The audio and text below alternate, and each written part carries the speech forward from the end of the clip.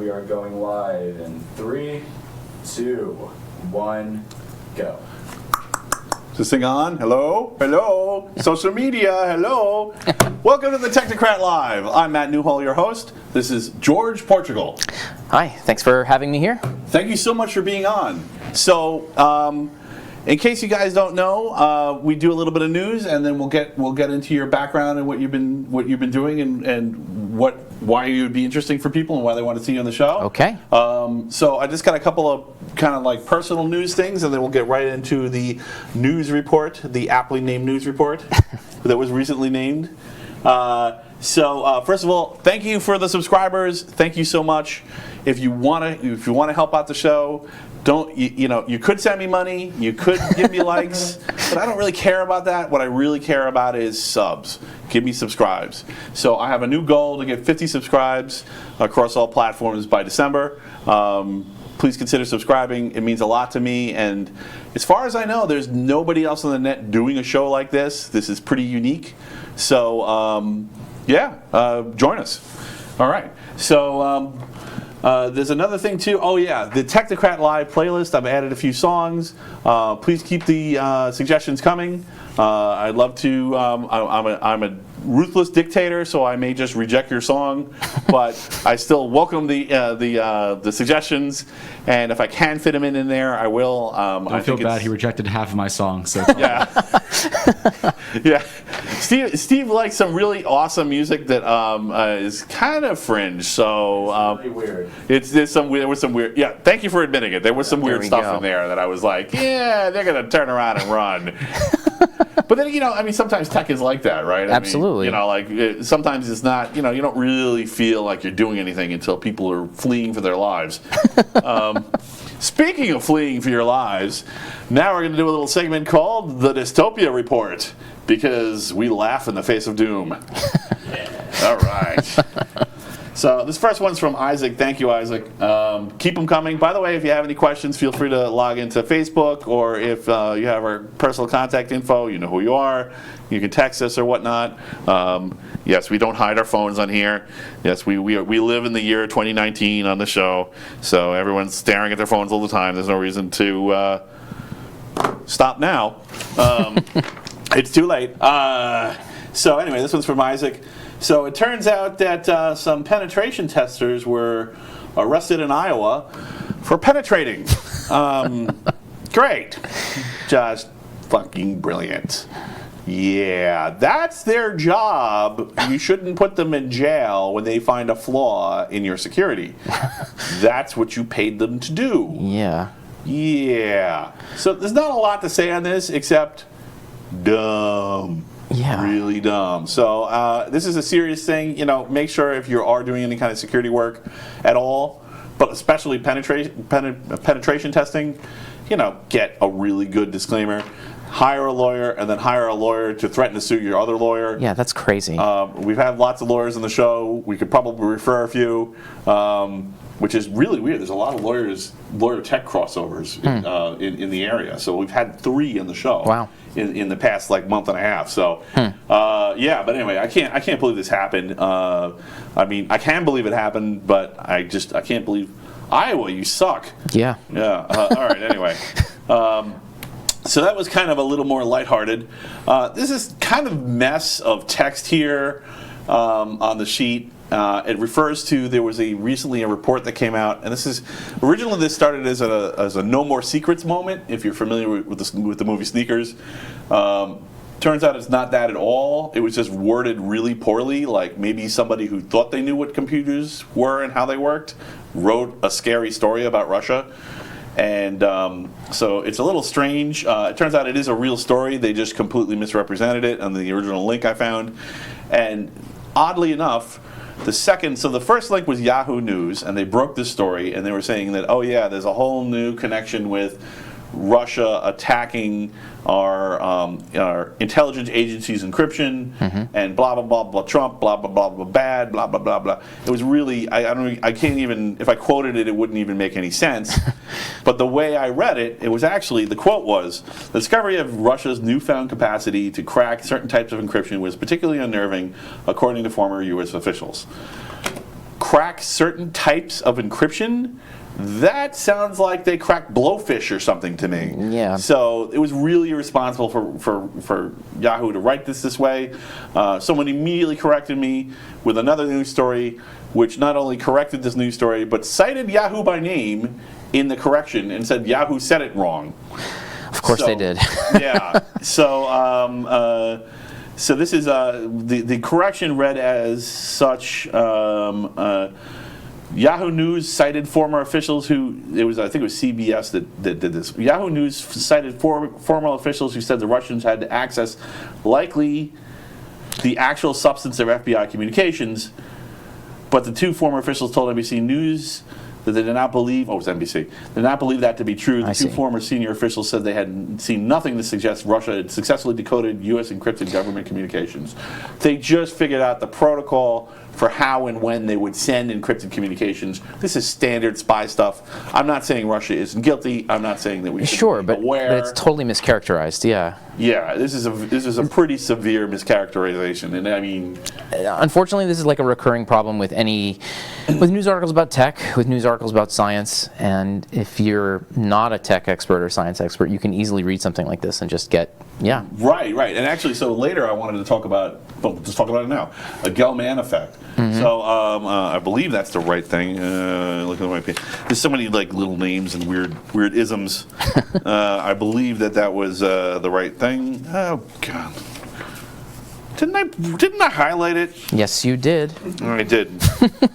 What? All right. Anyway, well, so yeah. Oh yeah, here it is. The Gell-Mann amnesia effect. It's on the first page. Here it is. Forgetting media and credibility. So the idea with that is, it was just a hypothetical discussion based on a couple of papers that people wrote that actually seems to happen a lot, which is that if you're an expert in a field and you trust a news source and then you read an article from that news source and you say, this is garbage, this is completely wrong, it's mischaracterized, it's misleading, and then you continue to trust that news source for the next article they write. Yeah.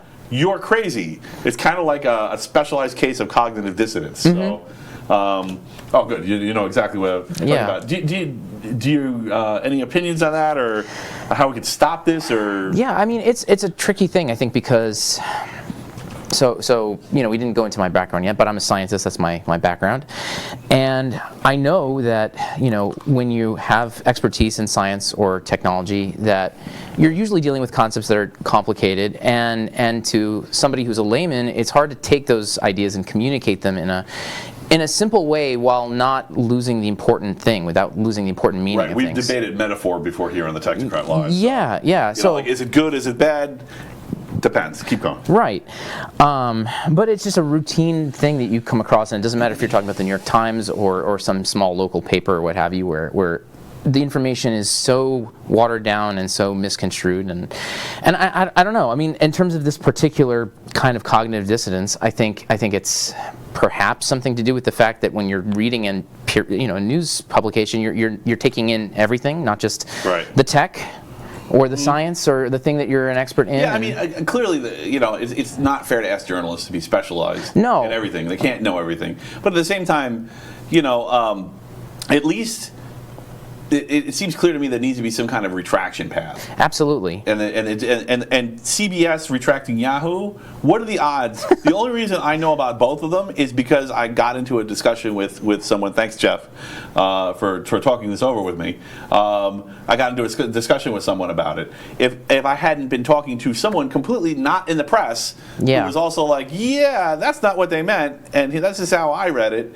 And and I just, to me, originally this was about no more secrets, but now it's like about press incredibility. Yes. Yeah, I mean, so personally, I'd like to see maybe some kind of retraction rules. What do you think about a law, or maybe some kind of pressure to get them to? There's some social pressure now, and it's not working. Some kind of a procedure should be in place, and I think a greater reliance on experts needs to happen between journalists and the people that they cover, whether they're again in tech or science. So like you said, you can't be an expert in everything, but having science and tech writers have at least some kind of background in there is, I think, a prerequisite. Yeah. I think that they need to kind of take their biases in check too, because like the press has this bias towards what's new is hot and what we should talk about, and in science or tech that may not necessarily be the case. If you know, it bleeds, it leads, right? Yeah. But the problem is, if the story isn't actually bleeding, did they blow it because they didn't understand it, or did they make it look like it was bleeding because that's what would sell? Yeah, that's what happens all the time. The original story had 2,000 comments on Yahoo. You know, it was extremely popular. People were talking about it. It was a lot of buzz around it. Yeah. Enough buzz that another news agency actually issued a retraction for a different on their behalf. On their behalf. Yeah. It's crazy. crazy. It's crazy. Yeah, it's crazy. But yeah, to your point of having some kind of, there needs to be some better accountability, some better protocol in place when mistakes are made, because they're going to happen, and I fully understand that. What these writers are being asked to do is not easy, but they need to do a better job, and when mistakes happen, it needs to be corrected quickly. So one of the things that I've noticed, I don't know, so you work a little bit in tech, right? So, yeah. So you know, you're familiar with how websites work, and you know, yeah. I mean, one of the problems with the press is that they'll put a story up, and something will be wrong. You know, either because they didn't have a sane procedure for verifying a complex topic, or because they're up to no good. Let's assume it's idiocy and not malice. Sure. You know, but then they don't issue a retraction in the same URL. So they issue it in another URL, which no one goes to because there's no buzz. Yeah. Because the other one bled, so it led. Yeah, and that's related to what we were talking about. People don't notice retractions or read retractions unless the error is so massive that it becomes news in and of itself. Right. When it's just some ship steers into dock because of GPS coordinates were wrong or something. You know, GPS tuning coordinates were wrong. Right. Something like Some that. massive thing, and then it becomes news because they just blew it so royally. Yeah. But I made that up, but that would be a good example of the kind of thing that would have to happen for a news story to actually eclipse the previous news story that was just that was misleading. It's not fake news. It's just no, it's not. It's not malicious, like you said. Sadly mistaken news. Yes. So I have another thing to add to the fake news world, which is the sadly mistaken news world. All right, so that was good. Thanks. So it turns out that China is cloning dogs. So they cloning cats. Well, no, dogs too. Oh, look at that. Yeah. So this company called Sinogene has cloned 40 dogs successfully. Okay. And they typically charge $53,000 to clone your dog. They're using chump change, yeah, right? If you love your puppy, man, 53,000. Coin, that's it. Now come on. Yeah, fair enough. Nice.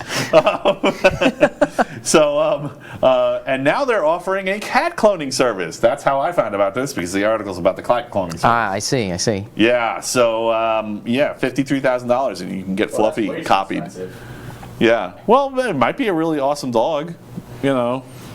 Yeah, I don't know. I mean, can you really put money on your pet's value? Yes, $52,000. Yeah, apparently it's 53. Nice. Exactly. Well done, sir. So I don't know. What do you think? Is it ethical to pet cemetery? As Steve so aptly put it, pet cemetery your pets? You know, I can live with this. I actually think this cost will continue to go down as sequencing gets better, as cloning methods get better. Yep. This will become something that anybody could do at some point.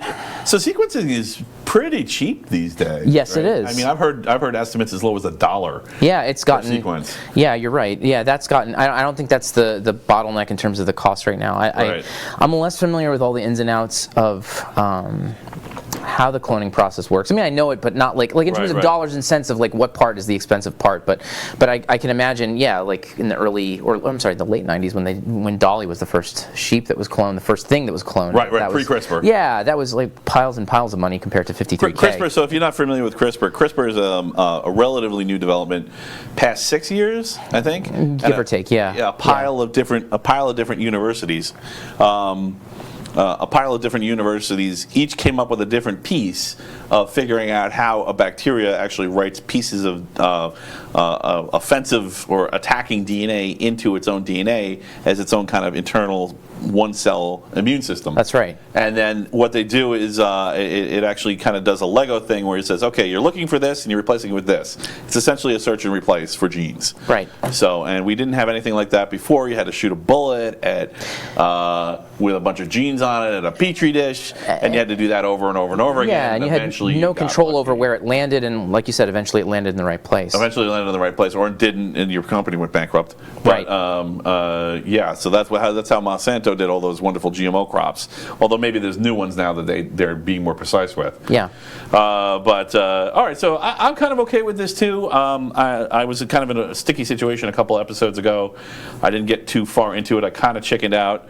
I'm sorry I chickened out. It turned into an animal rights discussion, to which I went, you know, and I think hurting animals is bad. Yeah, sure. But also, I think hurting people is bad, and it's slightly more bad. Yeah. So if there's no other alternative, I'm kind of okay with animal testing. And, you know. Yeah, you can't model human diseases on a computer. I mean, you can, but not like in the kind of way where you could actually. We can't have a control. No. Yeah, you can't. Right, science, you need a control, and you can't really ethically have a control without enslaving someone. Right. So right, as long as the application makes sense and there's no other way, then that's what you have to do. Right. So yeah, anyway, clone cats, people. They're here. Yes. 53K. Yes, you can pet cemetery your pet now. All right. So huge news, and this is actually kind of the biggest thing for today. But then again, it isn't. So, I mean, this is like, one of the things I wanted to talk about, the dystopia report is growing. Not only are subscribers growing, but the rate at which our subscribers is growing, and the rate at which the dystopia report is growing is changing too, and it's increasing. I mean, the amount of tech news that's out there, I had to reject a few things. Like in the past, everything I found I left in. I left some stuff out because it's crazy. The stuff that is happening, it's happening faster and faster and faster. And I feel like in a couple of years, you could just do this. I could just do this, right? I don't want to do this. No, I really know. Appreciate Yeah, it, I guess. Yeah, and of course. I mean, this is, I think you can argue about how it happened, and I have my own economic theories about it, but we're getting hit with like this wave of disruptive technologies that are just completely taking everybody who used to be in charge, who used to have all the money, who used to call the shots, and just throwing them aside. Yeah. And the good thing is sci-fi world. Yeah. The bad thing is war. Yeah. Right? Because people don't like to lose all their money. Of course. Billionaires don't like to be normal. Yes. Yeah. So, yeah, there's a little bit of risk here, too. All right, anyway, back to Richard Stallman. So Richard Stallman, if you don't know, I'm going to give you a little bit of background. So Richard Stallman is the person who founded the Free Software Foundation and wrote the, commissioned, let's say, I don't know if he actually wrote it, he helped write it, the GNU Public License, which is the license that all of Linux and a lot of early open source stuff was published under. Yeah. And it's a super important moment. This is what the Linux kernel, this is what Linus used on the Linux kernel when he released it. And he realized that an older license called the BSD license, and this seems really boring, but it gets interesting. It gets really too interesting. A little hot to handle. The BSD license basically says do whatever you want. The GPL says you can, if you distribute this, you also have to provide the source code. The difference is some versions of BSD are used on OS X and you can't get the source anymore. I see. And with Linux, that never happened. It's actually legal. People get brought to court. There's all kinds of foundations out there that will take them to court, including the Linux Foundation. The EFF, the Electronic Frontier Foundation, and so forth. So his organization is the Free Software Foundation. He's been doing this. He was out there saying source code should be open. At the same time, Bill Gates was out there saying source code should be closed and people should be paid. Literally, he was like kind of like the antithetical Bill Gates. The antithesis to Bill Gates. And the pattern matching doesn't stop there. So he's in a lot of trouble. He recently was asked to leave his honorary position at MIT and asked to leave the Free Software Foundation. And apparently this is over a 2,000, a lot of things. So I'm just going to come out and just say it. You know, a lot of people, I've known a lot of people who have worked with him directly, and or people who have worked with him indirectly, and a lot of people have said that he can be kind of jerky, that he can be kind of pushy, that he can be a bit of a lecher. In other words, you know, he's hitting on women at every opportunity. Like, you know, like there's never. You know, he doesn't just wait for them to go to the bar to unwind after the show's over. He'll do it while he's walking on his way to his talk, or like there's no limits, right?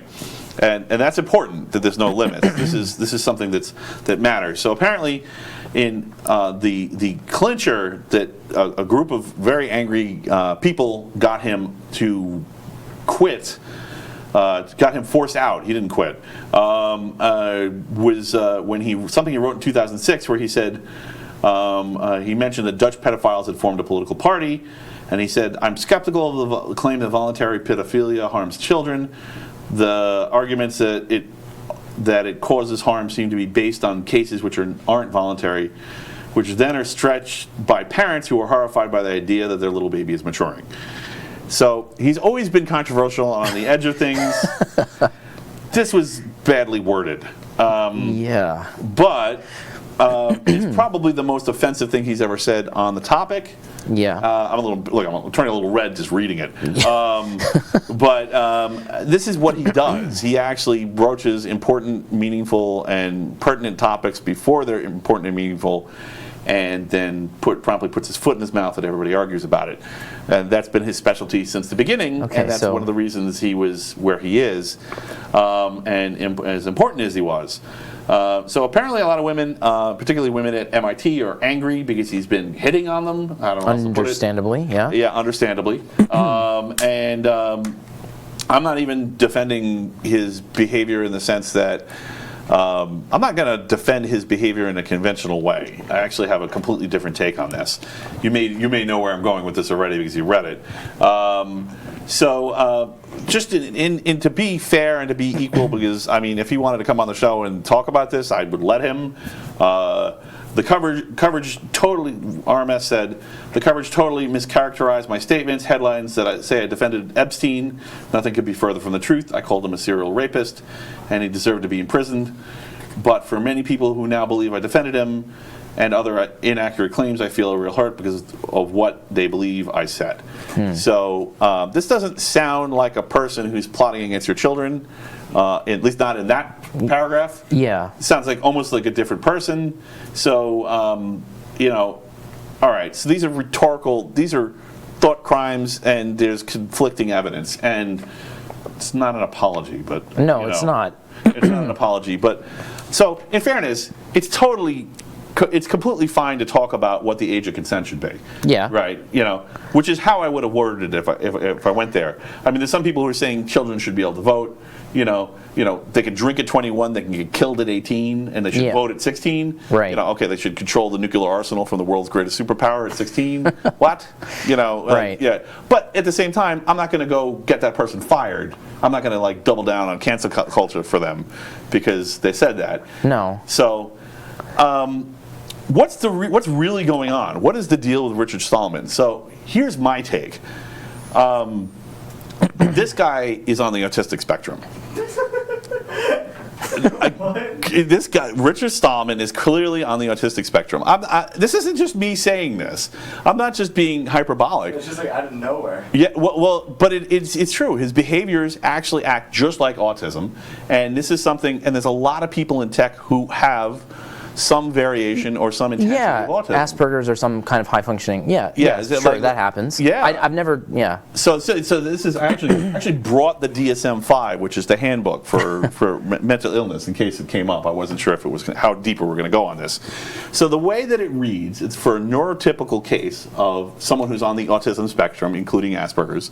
He's speculated, by the way. Richard Stallman has never been diagnosed with autism, right? Okay. But he has speculated before that he has Asperger's. Oh, so he himself thinks this may be possible. He has said he thinks, but he never got himself diagnosed. Okay. Right? So one of the things that happens with people that have autism is that they are attracted to unusual objects, like visually attracted.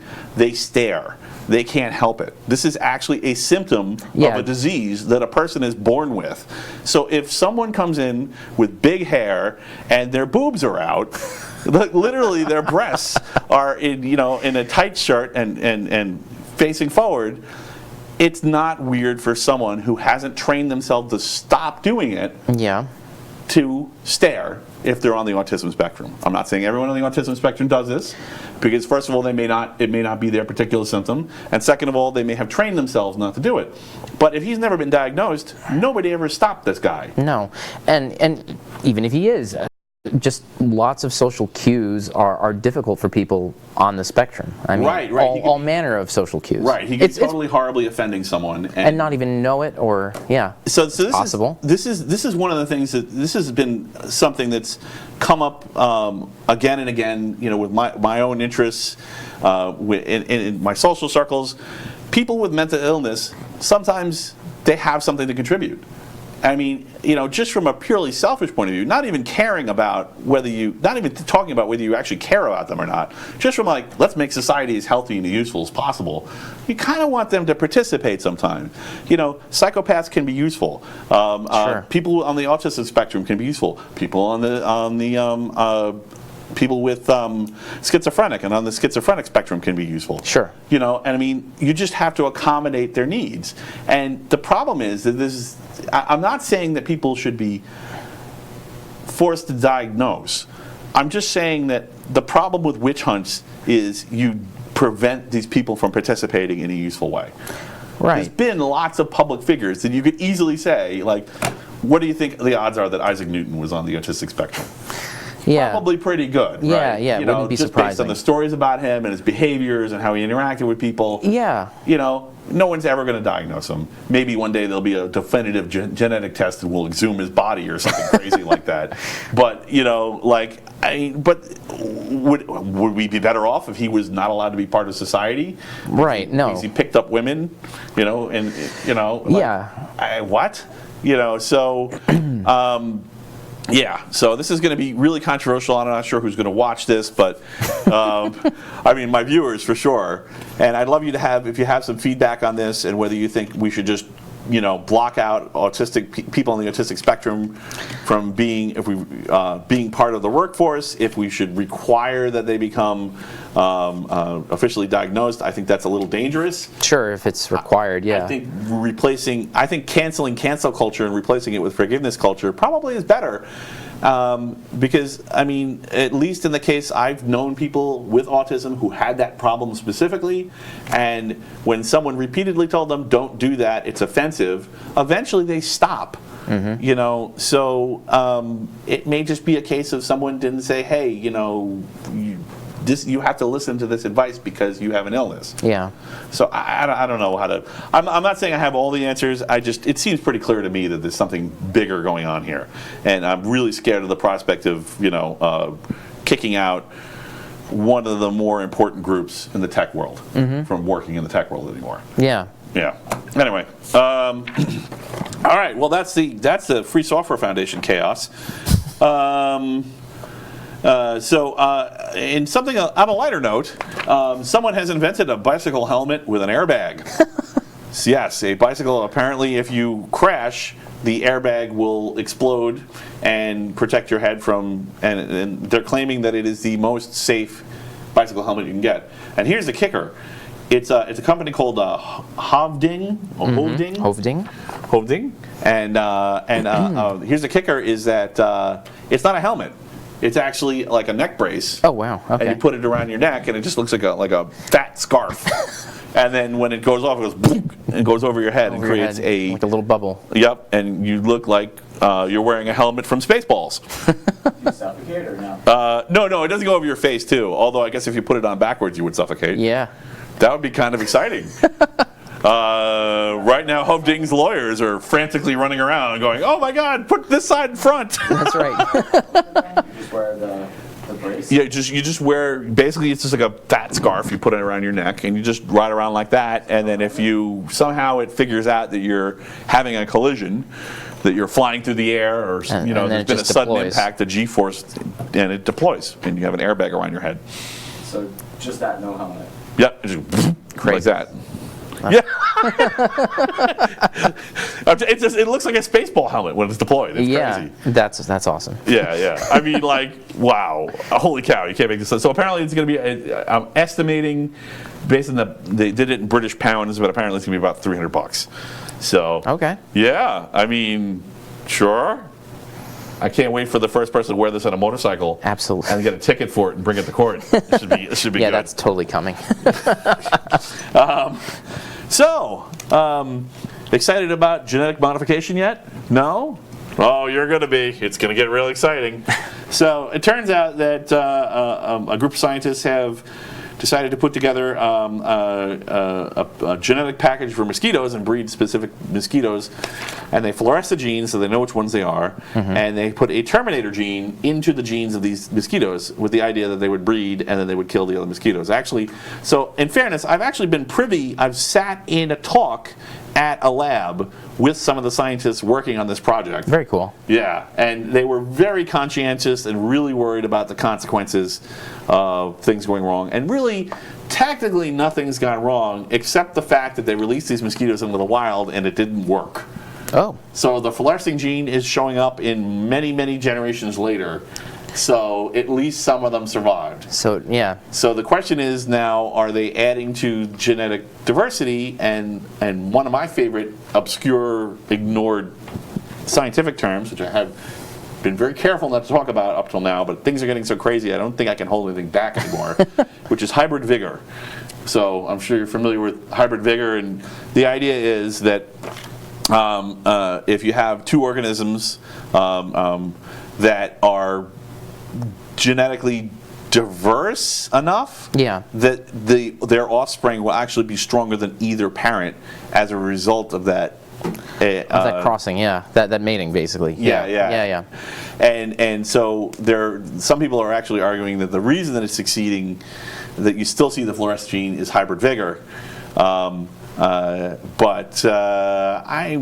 I don't know if I buy that either. So because mosquito lifespans are very short. Very, yeah. So like it should have phased out pretty quickly. I'm kind of scared that the fluorescing genes are still around. I'm glad they put the fluorescing gene in there. At least we know what the result is. Sure. Yeah, but like if we keep doing this and it keeps failing, we might actually be making the mosquitoes stronger. That's the argument. It's entirely possible. This isn't even. There's so many cases of genetically modified organisms getting out into the wild in some way or another, and like you said, at least this you can visualize. There's plenty that you can't. You'd have to sequence them to even know. Right. So I mean, I'm ethically.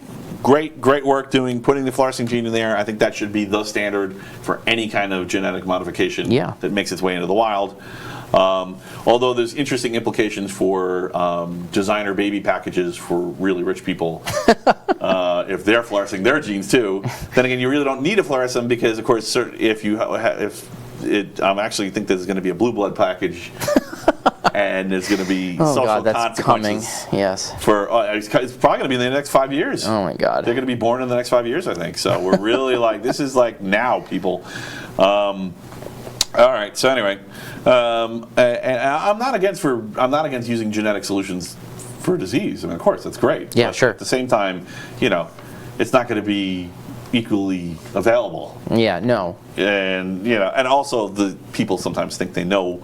I talking about schizophrenia or Asperger's. Oh yeah. Or or psychopathy, or there are other neurotypical and non-neurotypical diseases that people think are terrible, which actually have a genetic reason that they're there, and sometimes we don't know it right away. They didn't know sickle cell anemia was malaria immunity right away. Sure. They didn't know that there was a gene in Europe that was immune. There was a deficiency. There was like a defect in the immune system that actually made the people who had it immune to AIDS. Mm-hmm. Like this unexpected consequences. Tons of them.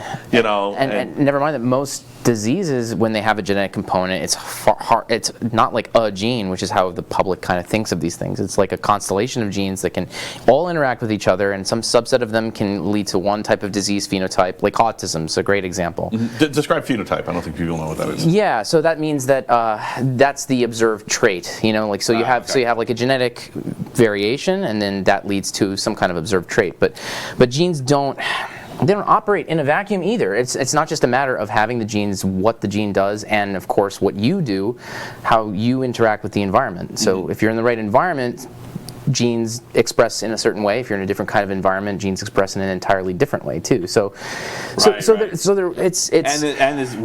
didn't even mention epigenetics either, Yeah. which maybe means that the environment activates. I might be wrong on this, but my understanding of epigenetics is that it's an environment-activated gene that normally is latent. Yeah, that's right. Okay. Yeah. So I mean, there's really like unintended consequences to having a blue blood package. Yeah, there totally are. I mean, some diseases or some things are cut and dry, like Parkinson's disease. You got one gene, that's it. You have a certain number of repeats of that gene. You've got it. If you don't, you don't. But almost nothing works like that. Yeah. That's what they teach you in elementary school, and then if you keep going, it gets more complicated. Definitely. Right. Yeah. Right. What was who was the scientist with the flowers? Mendel, yes. Yeah. Yeah. So Mendel was considered to be hard science, and now we know it's completely not like that at all. Yeah. You know, Mendel is just, it was a straight probability problem as to which flowers would be which colors, and you can even apply it to things like eye color and things like that. And now we know that's not true. Yeah, that's It's way more complicated than that. Yeah. Exactly. All right. So anyway, good luck, Brazil. So now this is a killer. This is a really crazy one. You heard it here first, all right? Remember that. Apparently the Navy has confirmed that a leak from one of their fighter jets in 2014, which has a UFO depicted and the pilot's reactions to it, is legit. Wow. Blink-182 noticed. Yep. They're the ones who spotted it. Right. So, but it was Blink-182. They were the ones who. Yeah. Oh, okay. So, wow. I mean, like, the Navy didn't deny it. That's crazy. I mean, they're not saying it's aliens. It might be aliens, but it's really an interesting thing because if it's aliens, it's either aliens or we no longer have military air superiority. And air superiority is the only thing that matters in physical warfare. Yes. So, the Navy just admitted that we're the losers or there's aliens. What? That's crazy. I did not see this at all. In hindsight, it makes total sense why they would have denied it all this time. Yeah. You know, if they had seen things like this before. Sure. What is going on? I can't even speculate. It just means UFO. It just means, well, they called it something else, but it was no, it's not in the URL. But whatever, who cares? So this was, if you want to look this up, so you know I'm not making this up. It was the Navy. 2014 was when the leak was. There was Deputy Chief of Operations of Information Warfare in the Navy. His name is Joseph Gradisher. So, and apparently it was an FA-18 that saw it. Wow. So there's all the details. Go to town, have a party.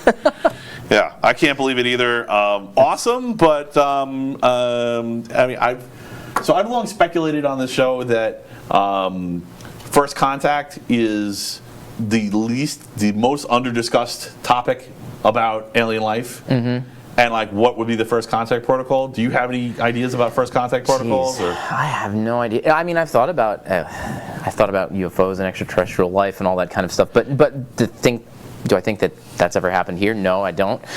But there has to be some kind of protocol. Well, I don't think it's happened either. But I'm definitely open to the idea that it has. Yeah, it could. Right. The universe is too big. So we can't. I don't. Yeah. So here's. I'm going to give you a thought pattern that I have on this, right? So if you're talking about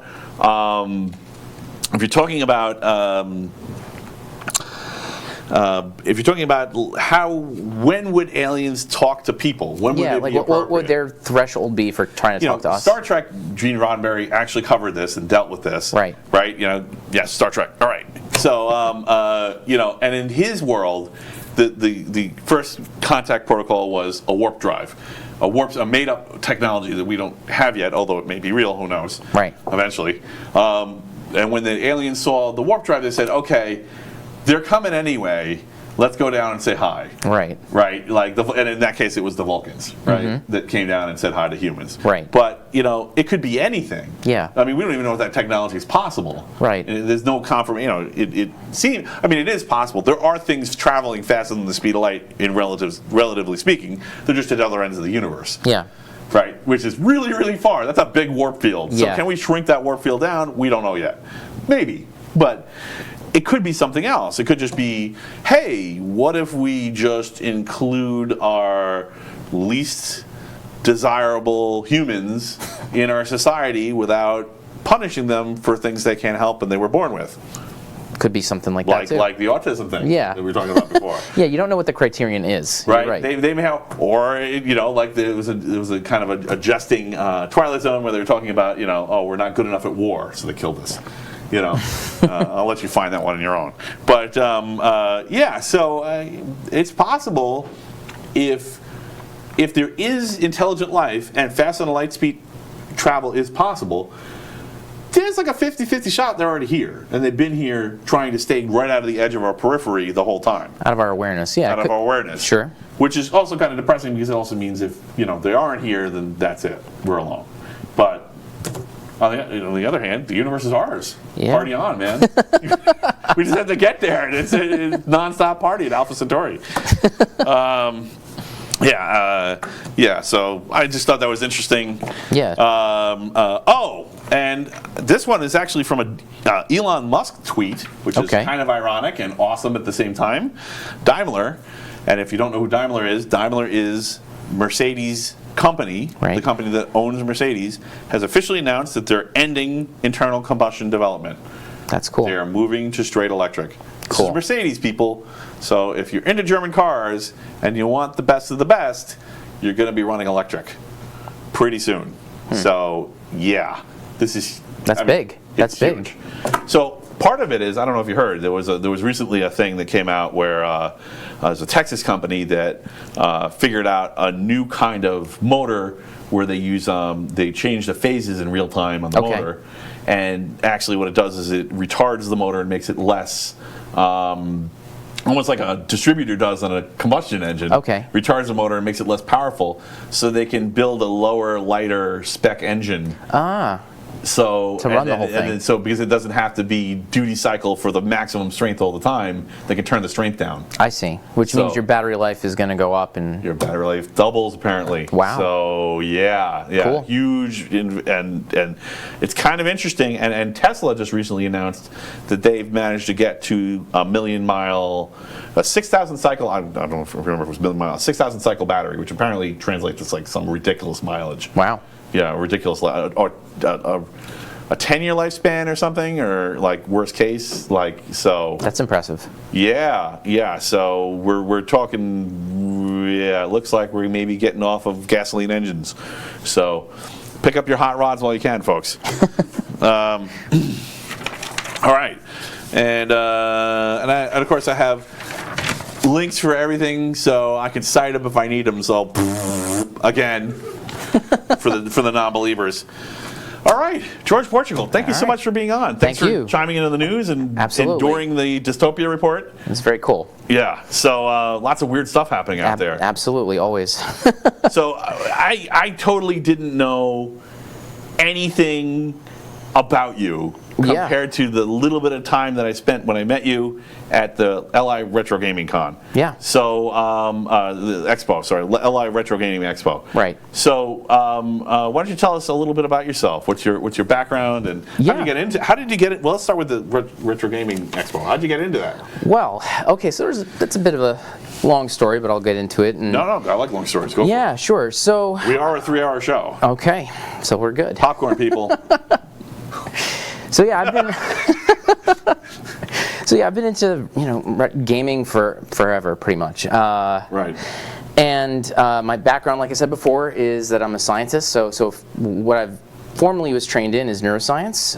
So I did a PhD in neuroscience at Temple, and then I did a postdoc at Columbia, and then afterwards I left academia. Now I'm working in industry. And so in that background, I've had to learn a whole bunch of different techniques. So I had to learn how to do some basic soldering, make some amplifiers, and custom things for work, because if you work as a scientist, you have to kind of do that stuff. Right. And particularly at B&L, there was a whole. Well, actually, at B&L, maybe that. So I used to work at Brookhaven National Labs like an age ago, and they have the collider ring. So there's a whole department of people who are just electronic engineers who specialize in building equipment to get readouts from the ring as they smash particles into each other. Yeah. So like this, pretty much you're going to have to, if you're anywhere near the cutting edge of your craft, you're going to have to build something. It's inevitable. I mean, part of what you do, you get things off the shelf, but then you have ideas, you have questions. There's no commercial off-the-shelf way to do it, and so you've got to figure out how to implement it yourself. And so in that experience as a scientist, I learned a fair amount about electronics. And so I've been gaming forever. I love video games, and I started getting into repair not really that long ago, like 3 or 4 years ago, really. And it started with me just finding, I was helping my parents clean out their basement, and I found my Game Boy from childhood. And I actually had 2. So the first one that... Wait, hold on a second. You had a Game Boy and now you have a PhD. It didn't ruin your life? No, it did not ruin my life. Excellent. It didn't turn me into a murderer. It didn't turn me into a degenerate. I'm fine. Well, okay, maybe. No, well, you definitely hang out with degenerates at least. Okay. It's your Game Boy. Yeah, so I found 2 of them. I found the one that I broke as a kid, and then I found the working one that my parents got to me after I begged and pleaded for another one. Right. So when I found the broken one, I was like, well, I could just toss this, but maybe I can do something different with it, something fun or interesting. And so I started thinking and reading, and so then I got to one of these guys. I started learning about Raspberry Pis and emulation, and that people random prop, didn't know that. No, you didn't, but it's perfect. Yeah. So people have found all sorts of interesting ways of making those portable, and so I got a Raspberry Pi Zero, and there's a whole community of people who mess with them and make them portable. Right. So I turned my Game Boy into a portable Pi Zero with like about 10,000 games and a whole bunch of extra buttons and all that kind of stuff. So that's kind awesome. of yeah. So that there's a ton of if you're looking out there's a ton of things, sets that you can buy to make it easier to help you along, so you can make your own little video game console on Raspberry Pi. That's right. This was kind of earlier though, so at the time it was more homemade. Yeah. But nowadays you're correct. It's way easier to do now what I did like a couple years ago. Right. You were one of the trailblazers. Early, I was kind of. What year was this that you were doing this? I don't know, like 2015 or not that long ago. Right. But at that time there weren't kits. It was just DIY. Okay. Okay, cool. Yeah, and so that kind of led to other ideas, other projects, repairs, modifications of systems, and eventually I found this Long Island Retro Gaming Facebook page, which has about 4,000 members. And I joined and started just sharing my work, and people were excited about it and kept bringing me things, new projects, and it just kind of cascaded. And so what's the name of that site?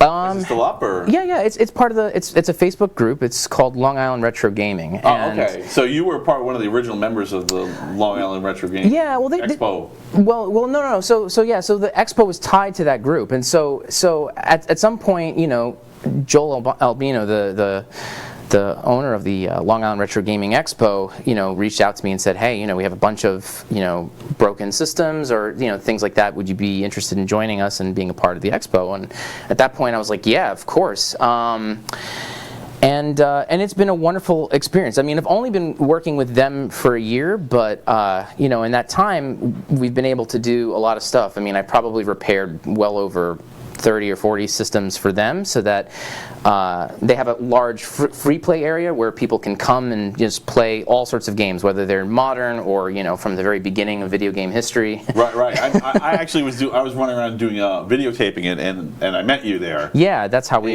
met. Yeah, and I heard that there was this mysterious guy. At first I didn't know it was you, because I assumed you had a cloak and a wizard's hat on, from the way people described you, that had done some wondrous thing with some old machine. Yeah. Yeah. And then I'm like, this guy seems pretty cool, and I'm like, there's something special about him, and you want to tell. So that you actually you had fixed a video game for them, right? It was Yeah, a particularly special video game. Yeah, so it was an extraordinary opportunity. I mean, it really was. So the Cradle of Aviation Museum is where the expo takes place every year, and because they have an affiliation with Brookhaven Labs, where some of the very first video games were developed, Brookhaven allows them to fund some things related to arcade that was machines. Pong, if you're wondering what he's talking about. No, before Pong. It was called table Tennis for Two, which was on an oscilloscope in the late 50s. But yes, it's a Pong kind of game. Yeah, Pong. Yeah. The early predecessor of Pong, right? Exactly. Sorry, Pong is trademarked. Please don't sue me. We're just a stupid show. That's right. It's all good. So the museum has funding for arcade machines, and they have about, I don't know, 30 or so arcade machines. And they managed to get a really special one called Computer Space. And this one is special because it is the very first commercially made video game. It was made back in 1971, and it was made by this guy named Nolan Bushnell. And after he made this, he quit his job and founded Atari. So some of the people who are listening may know this guy. And Right. he made Pong and really was one of the founding fathers of the whole video gaming industry. Yeah. Okay. So it's really the very beginnings. Prior to this, there were video games, but they were, like, they were oddball one-off occurrences. Like, you could go to MIT and on a $500,000 PDP mainframe computer you could play a game called Space War. And so, a very small subset of people could play these new things called video games, but it was definitely not publicly available at the time. Mm-hmm. So Bushnell and this guy Ted Dabney, they created this game.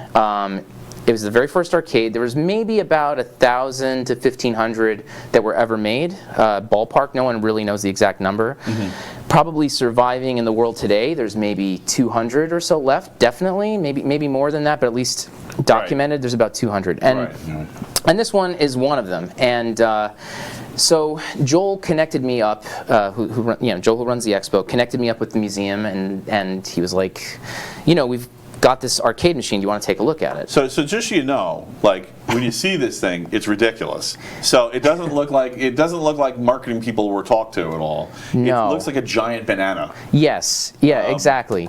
It's all made out of fiberglass. It looks like a big bowling ball, honestly. It's all sparkly and doesn't it? I mean, it has that weird scope on and it has this kind of dome where the image comes out of, and you've got this kind of 4-button controller that just kind of oozes out the bottom of it. And it doesn't look like any arcade machine you've ever seen. It really screams 1970s. It's like, you know? Right. Yeah. It kind of looks like it's curvy like a Corvette a little bit. Yes. Like the C3 was it? Was the C3 the one with the fiberglass body that everybody lost it after? The original Barbie one.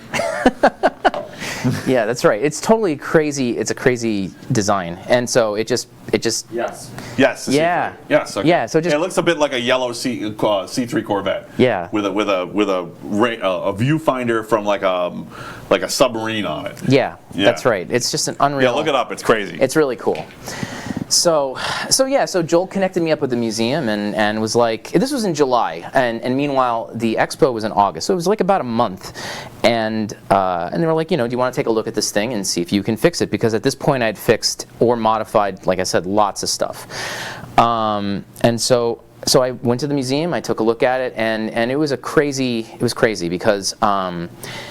It was what clear. kind of CPU was in there? Well, yeah, so this is the interesting thing. This is from a time when computers were prohibitively expensive. Bushnell, when him and Ted Dabney were working on developing this thing, the first thing they wanted to do was make it with a computer.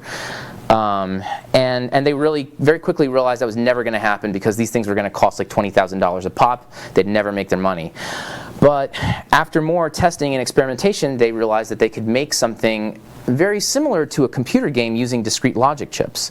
So yeah, so Ted Dabney was the one who figured out how to manipulate pixels on a CRT display, and then so he was dealing with the analog component of this, and then Nolan Bushnell was dealing with the discrete logic component of this. So the CRT display, you're talking about the old tube displays, Yeah. like they had TVs in the. Yeah. So again, this was like a time before arcade monitors existed, you know. So they literally just took a off-the-shelf GE television and they hacked it and they modified it so that it could accept composite video, and then they just started messing around with stuff, and eventually, you know, after about a good year or two of development, they had this arcade in place. And it's if you look at the back of it, it has 3 gigantic logic boards with like maybe 150 discrete logic chips, all off-the-shelf parts. Right. And so there's no CPU, there's nothing proprietary in there. It's just that plus a hacked TV.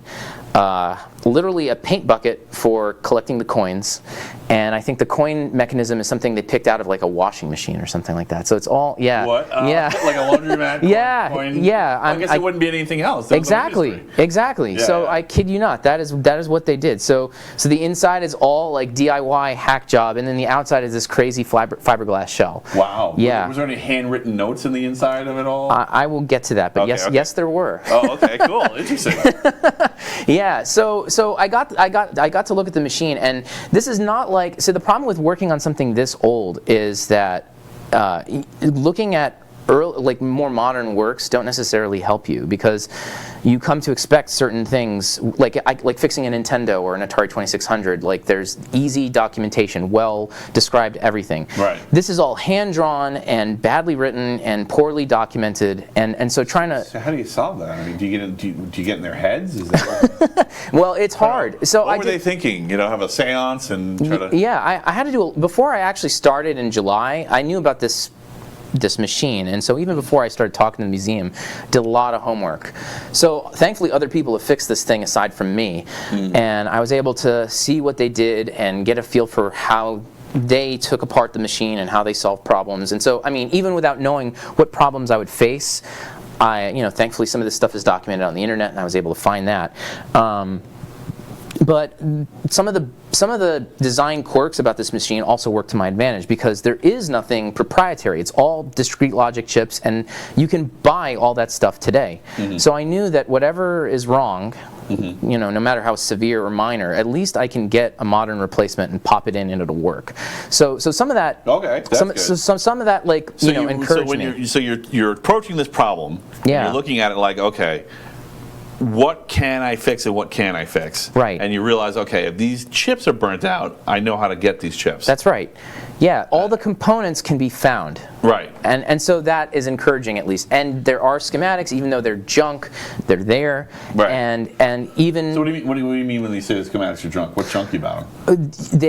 they're written in a way that you really can't even you can't decipher them. Like there's normal, like for example, like if you've got a Well, I mean, I remember like old schematics. I mean, I think it was a requirement at one point. Because you remember there was a lot of old Radio Shack stuff would come with schematics. And, Yes. I remember they would say solid state up in the corner. Yeah. And it was a certain way, transistors had one symbol. Well, see, that's part of the problem. The symbols don't match up to what normal symbols are. Like, you see what I mean? Like, that's there's no symbols yet. Yeah. When they built this. Yeah, the symbols don't make sense. There are chunks of the circuit that are actually irrelevant, that just exist, that like. And not only that, this thing was a work in progress. It's not like Bushnell and Dabney made a board and that was the board for the life of it. If you look at early boards versus later boards, they kept bodging things, modifying things, making it better. So so that's another problem. Like when you're talking about computer space, every machine is unique in some way. So So they're like, it's like a Ferrari, hand built and guaranteed to break down more often. hey, totally. Yes. Yeah. So Ford was not totally useless. no. so yeah. Yeah, so this is what I faced, and this is before I even looked at the machine. So then I finally get to looking at the machine, and so it's a mess because, it clearly hasn't worked in decades. Right. It's coated in dust. There are capacitors that are visibly blown. Right. But the biggest Do they have problem. the brown stains? Yeah. The shit stain, as they call it. The in shit industry? stain all over, yeah. So that's great, and then I look at the TV, and the TV is A, it's a vacuum tube TV, which I've never touched in my life.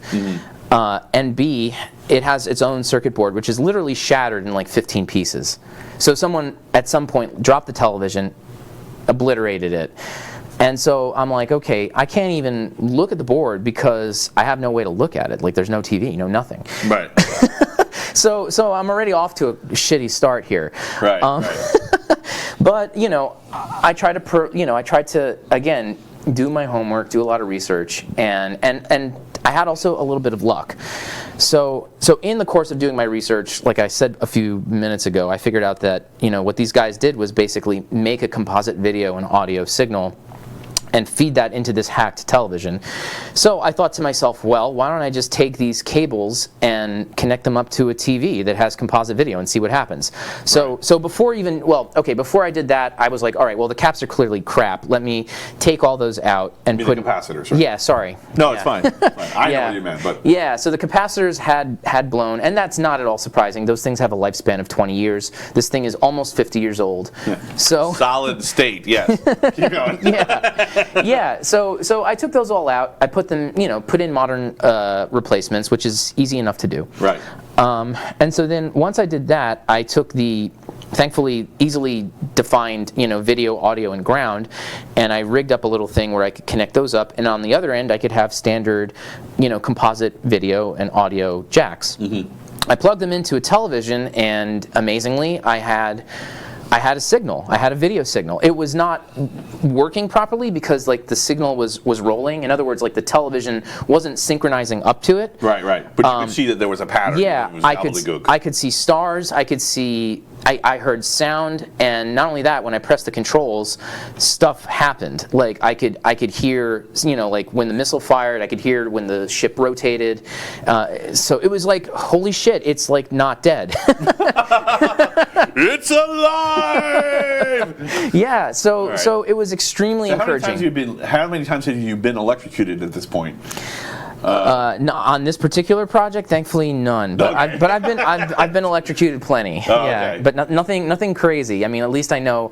Right. I know enough to be. Well, you're here, so it couldn't have been 440 or anything like that. No, nothing like that. Oh my God, no. So this is where things were good, and I was thinking this actually might be ready by August, which I was not expecting at all. I was thinking this was going to be some long-term project. For the next year or yeah, totally. Yeah. Totally. So then this is the part of the story where a little bit of serendipity helped. So I knew that my problem was I need a TV. Right. That TV was shit. It was never going to come back, or so I thought. Right. So I need a TV, and the problem is that this is not just some normal TV. This is a vacuum tube television from 1971, a very specific model, and people know what this TV is. If it ever comes onto the market working, they sell for thousands of dollars. Oh, okay. Because other people who have busted computer spaces buy them up. Thanks, eBay. Yeah. Yeah, free market this. Yeah, the last one on eBay I think went for maybe $1,700. Holy cow. Yeah, I'm not kidding. I mean, seriously, I mean, look how much we're talking about this silly old banana video game. Yeah. Right. Yeah. It's really important. Yeah. So it's important to Earth. Yeah, it is important to Earth. Computer space is it's important to Earth because without computer space you can't save Earth. Anyway, keep going. Yeah. So all right. So I had to figure out something, and I thought, let me see if I can find a TV that's not the official TV but works. Right. So I did some sleuthing around the internet, and I lucked out. I found a TV serviceman's guidebook from the early 70s that someone just freaking uploaded to the internet. And I searched through it, and it had a whole list of GE televisions. I found the Adventurer 3, which is the one that Computer Space uses. But thankfully, this book had a section with a whole bunch with the same chassis. They're all in the same family, which means that the boards are either identical or extremely similar. So now I had 20 names of televisions that I could search on eBay or some other place to find a replacement. Nice. Yeah, and huge change. Huge change. And then I searched, and as luck would have it, there was literally only one. It was in Albany, which is a 3-hour drive from here, and it was $75. I was like, fuck, let me get this now. Right. I bought it immediately. Right. And it was working. They had images of it with static on, and it was claimed to be working, and it was. It came to my house 3 days later. I turned it on, and it worked. And so then I went back to the museum, and they couldn't believe what I had. And And then we were like, thinking, okay, let's just swap televisions. Like I wasn't thinking about doing anything more complicated than that, because I was like, I've got a working TV. All I need to do now is hack it for composite video, just like Bushnell and Dabney did. So how do you hack that TV for composite video? Is it way too complicated to describe? No. It's actually really simple. So what they did is they basically cut out the UHF and VHF tuner, which is what the television normally received. And so what that is, that's standard RF video when you used to have like your antenna up on your TV, and it would receive a radio broadcast of whatever channel you were interested in. So literally those old channel dials used to be resistors, right? Yeah. Exactly. Yeah. So that's what the TV's looking for video and audio input. You just cut that part of the circuit off, and then you just feed in composite audio and video in the right places where that tuner would have gone in. Oh, okay. Yeah. So you just need to know what the inputs into the actual tube are. Exactly. And you're off to the races. And I didn't even really have to think about this, because even though the original board was trashed, the composite hack remained. And so I could see where they were going in, and I could replicate that. And so then when I had the two TVs side, well, let me back up a little bit, because I took out the TV, and like I said, the original plan was simple: swap TVs. But when I took the TV out of computer space, somebody had written something on top of the TV, and so this was the part you were asking if there was something. Okay, this is it. Is there something interesting in there? And this was unexpected. So somebody at some point in the life of this thing, some sort of Ready Player One Easter egg for real life. Yes. Yeah, totally. So on the top of the TV, somebody wrote with a permanent ink marker, "Computer Space TV" on the top, and it was very funny, because like it just changed all of us. We saw that and we were like, fuck, like, who wrote this? Could have been like some technician. It could have just been some arcade guy. But it could have been Nolan Bushnell. It could have been Ted Dabney. Because it's not like the company that they were working for. It was called Nutting Associates. It was some small arcade amusement operation. Like it could have been, but it could have been from that time period. And so seeing that just changed everything. We were like, that's the TV. Not this other TV. So we're going to take this TV and we're going to fix the original TV. Right. Wow. Okay. So wow. That's a bold move. So you've got a broken TV, a working TV, and a broken tube and a working tube. Yeah. And you decided, okay, we're going to dismantle the working tube and fix the broken. Yeah. So it was a very high risk, high reward idea, and it was completely irrational. But it was seeing that on the TV. We're like, you fuck. were in love, weren't you? I was. I'm not kidding you, man. It was like. Yeah. No, I get it. Like, this thing's a piece of history. This thing's gonna work. I'm gonna do this. It was just it was just crazy. Just tie something around your head. All right, let's go. Yeah. So then we just prepped for surgery basically, and took the two TVs, laid them out side by side. We took the top the back off of the donor television, and we were like, we couldn't believe how perfect it was. It was a 1-to-1 match. The broken PCB was a perfect match to the original one. Right. It color coded and everything, so I didn't actually have to think about it. All I had to do was just label all the connections, cut everything, transplant, and then solder them all back together. Right. And I mean, that took time, and I had to be very meticulous and careful about it and make sure I had enough cable, because like another thing was that the donor was a slightly smaller television, and so I had to make sure that there was enough length of wire so that I could make this thing fit.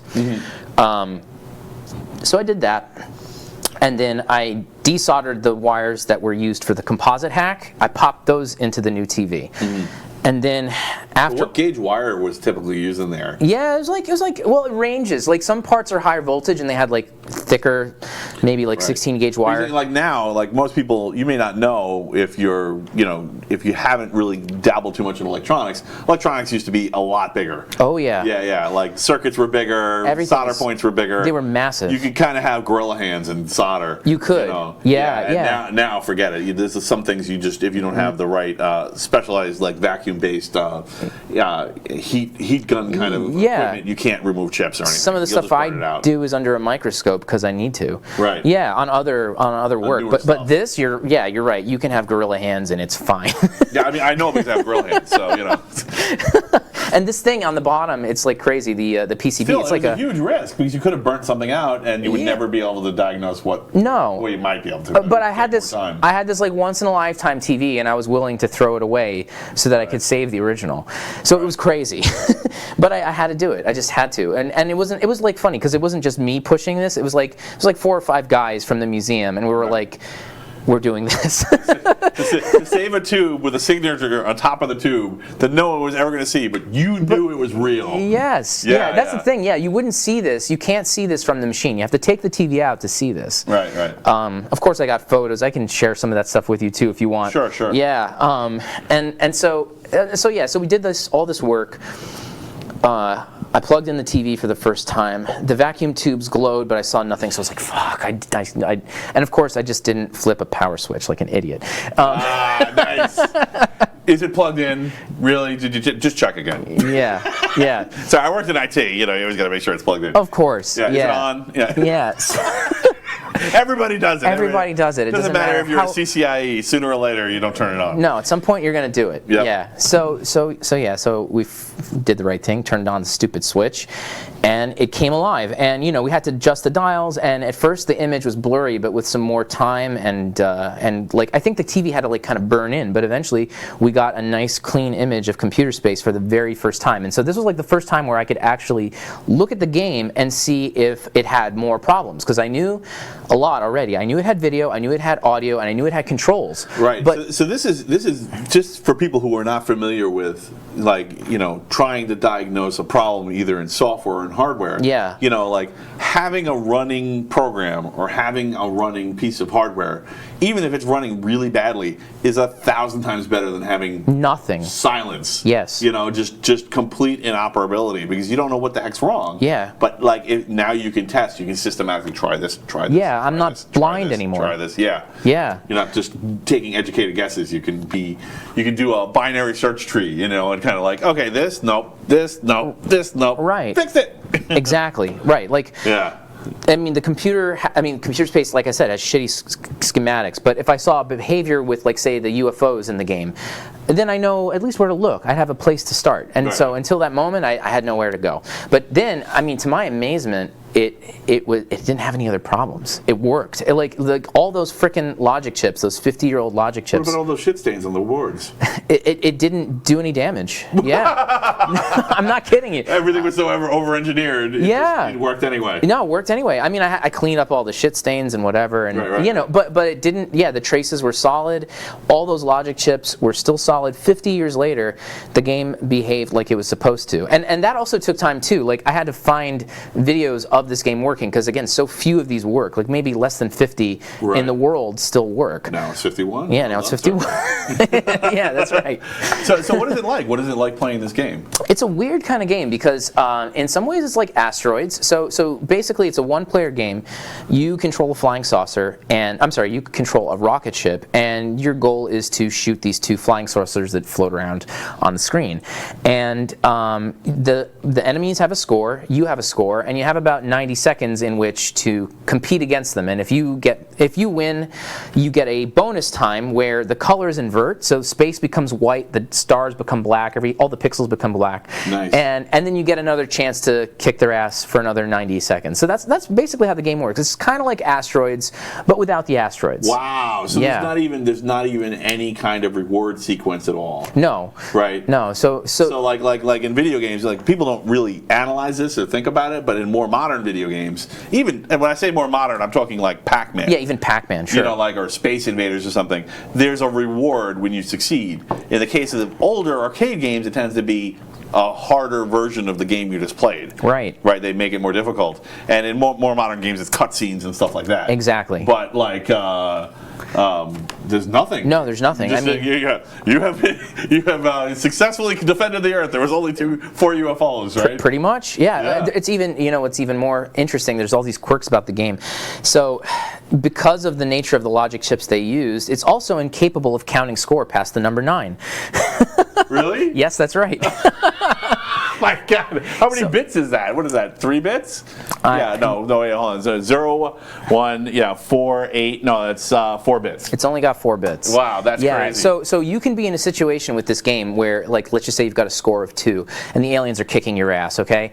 And they've got 9 points. And if you can get them to hit you one more time before time runs out, they go back to 0, and now suddenly you're winning because you've got 2 and they've got 0. Nice. Right, ludicrous speed. Okay. Exactly. You flip around to ludicrous speed. Yeah. So it's just a really funny game like that. There's all these other weird quirks too because you have 4 controls. You can thrust to move forward, you can fire, and then you can rotate. And The controls are really wonky. they're ass backwards from what you're used to. Right. So like firing is on your left hand and thrusting, and then turning is on your right hand. And so playing the game the first time, you're gonna get your ass kicked because you're expecting something like asteroids, and you don't. Yeah, but then what's even weirder is that eventually you learn that you can control the bullets. So rotate not only rotates your ship, it rotates your bullets. So so you can fire in completely wrong places. Oh yeah, sure. Steve with the coffee, what? I read the look on your faces. You might want to move your hand. That's all right. It's fine. If I burn you, it's not my fault. Eventually, I'll have a callus right here from doing the singed. show. From being singed on the show. Oh my Because goodness. that's the metal way to handle it. Yeah. That's right. Right. So because of the quirks of the game, if you rotate the bullets, if you rotate the ship, you also rotate the bullets. But you can kind of use that to your advantage, and you can just, oh yeah, thanks. I think I saw you use sugar before. Yeah, thank you. All right. So if you miss, you can kind of tweak your bullets and point them back in the direction of the enemy and hit them, whereas they're dumb and they just fire straight, and so you can still dodge their attacks. And so Right. yeah, so eventually the game becomes a cakewalk if you play it enough. Right. So what you're saying is that it's not the pinnacle of AI. No, but actually, since you mentioned AI, I think this is maybe the first or one of the first games that has an AI at all. Wow. Yeah, because That's cool. all of the earlier examples are two-player affairs. Like there's a game called Space War, which is it basically plays like this. So is this as far as you know, this is the first game where you actually play against the computer and not against another person? Yeah, I'm pretty sure that it is. That's amazing. It is. I'm almost certain that it's the first game where you fight the computer and I not. just fixed it, but still, you fixed it. Holy I cow. know, I know. You got it running It was- so we can know that. Yeah. You wouldn't know that if you hadn't fixed it. No, I know. It's just, it was an amazing, like really amazing month getting that thing working and getting it done like with 1 week to spare before the show. And then having thousands of people it was 5,000 people who came and that they could see this thing that, almost no one gets a chance to see. Right. I'm sure a lot of them reacted the same way I did, like, what is that? Oh yeah, a lot of people did. Yeah, a lot of people did. So this is like a huge extravaganza, this show. So you said you had 30 physical arcades and you have a whole bunch of consoles in there. Oh yeah. So the show is about all things retro gaming, and so we try to cater to lots of different people and have all sorts of different experiences for people. So we have an enormous free play section where people can have a chance to play all sorts of systems, whether it's the stuff you grew up with as a kid or something crazy and obscure like Computer Space. We have now like a historical retrospective that we call the Ring of History, where we start with Computer Space and we go all the way into the modern era, and we've got an example of every system. There's an enormous merchant area where you can buy, sell, trade anything to your heart's content.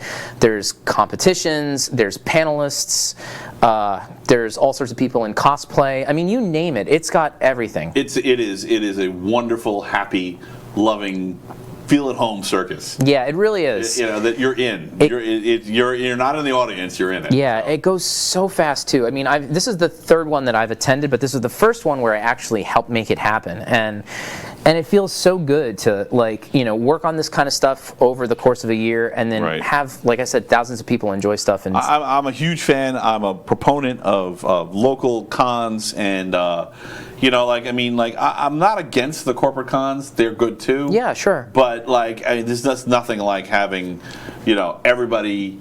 It's kind of like meeting your neighbors. In a way. It is. It really is. These are the people who have your interests, who live near you. Yeah. And you just, you want to just keep meeting them and talking to them and stuff. Exactly. Right.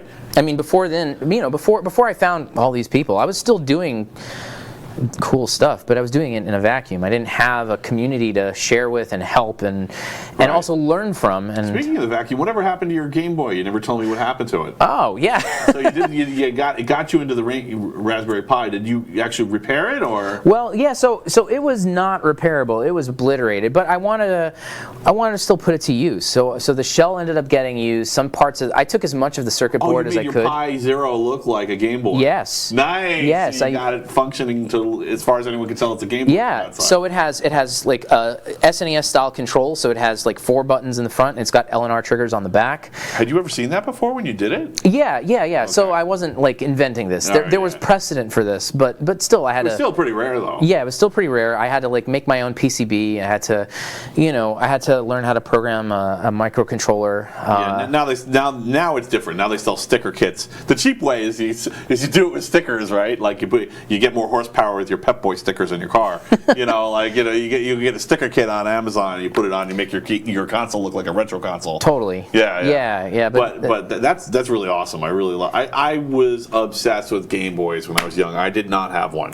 I was very jealous of the people who did. That was one of the first. It was a big one for me. It was a lot of fun. Yeah, and so to bring this busted one back to life and make it unique, and then sharing it also inevitably lended to people saying, "Hey, make me one," or "Can you make me one?" Blah blah blah. I've now made I don't even know how many at this point. Really? Yeah, I've made plenty of them. That's awesome. Yeah. So that's great. So that's cool. I mean, I want to tell people that, because who knows how many people are going to hear this now. Oh my goodness. Yeah. You could.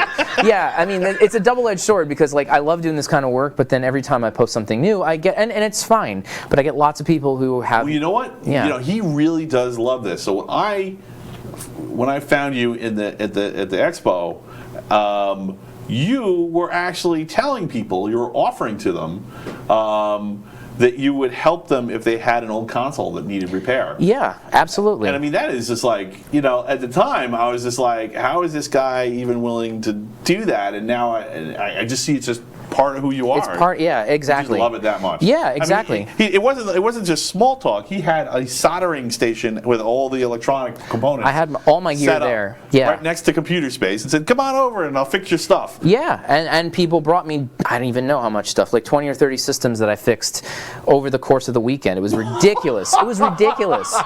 Yeah. Oh, that's crazy. It was crazy. And yeah, if you made me fix that many game systems, I mean, not that I would know how to. Yeah. But, like it would take me that long to figure out how to fix one, maybe.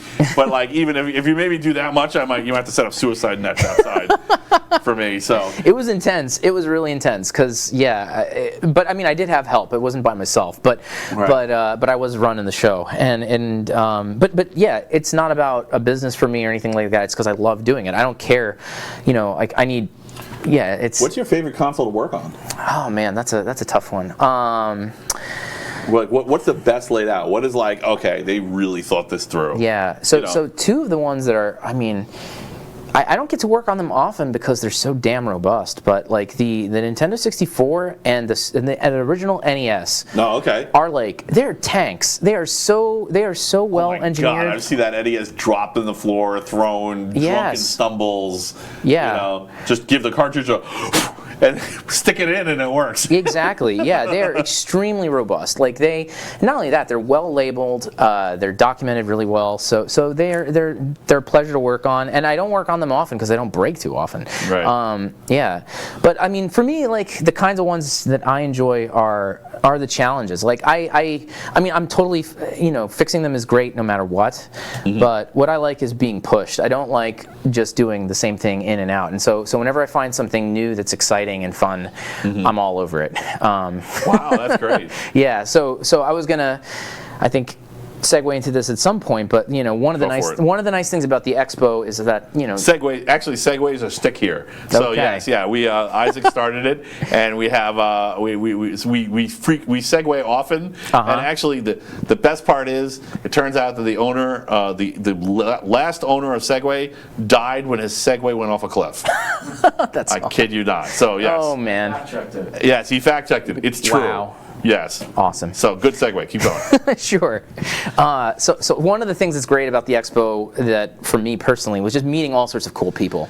I met you. I met like dozens of really interesting people, and and one of the people that I got to meet, he stopped by and he knew exactly what computer space was, and he couldn't believe it because I don't think he'd ever seen one before, nor see one working, and he was a huge Atari fan, and because I was there, I talked to anybody who came by and told them about it, and whatever. And so in the course of talking to him, he revealed to me that he had an original Atari Pong arcade machine from 1972. So this is like the very first Pong. And First commercial Pong, not talking about the oscilloscope one at B&L, but the Right. one that you pop quarters into. Right, and people mistakenly think that this is the first video game, and rightfully so, because this was the first hit. Like, this game was a smash hit. Like, this was the first thing Atari made. They sold at least 10,000 of these arcade machines. It made them a pile of money. It got their name on the map, and it got video games on the map, and lots of other companies started popping up being like, hey, this is a moneymaker. Let's Pizza do places this. everywhere went, what? We don't have to just do pinball? This is half the size and twice the money? And it We're doesn't, in! exactly. It was a huge thing. It was a revolution. Right. So when I heard he had a Pong and that I had just fixed computer space, I was like, hell yeah. And of course it didn't work. But yeah, so in the course of working on it though, I learned that not only is it Pong, Does which this is Pong work, by the way? it does now. I fixed it. That's so awesome. Yeah, so it works. You got to now. con him into letting him to bring it into the show. It's coming. You're gonna It see is? you're gonna see it next year. Has anyone heard this yet? No. You heard it here first, Yes, you people. heard it here first. What? Cool, awesome. Good Yes. job. Thanks so much. Yeah, absolutely. Thanks for sharing that with us. Yeah, but it gets better. It gets better. It's not just Pong.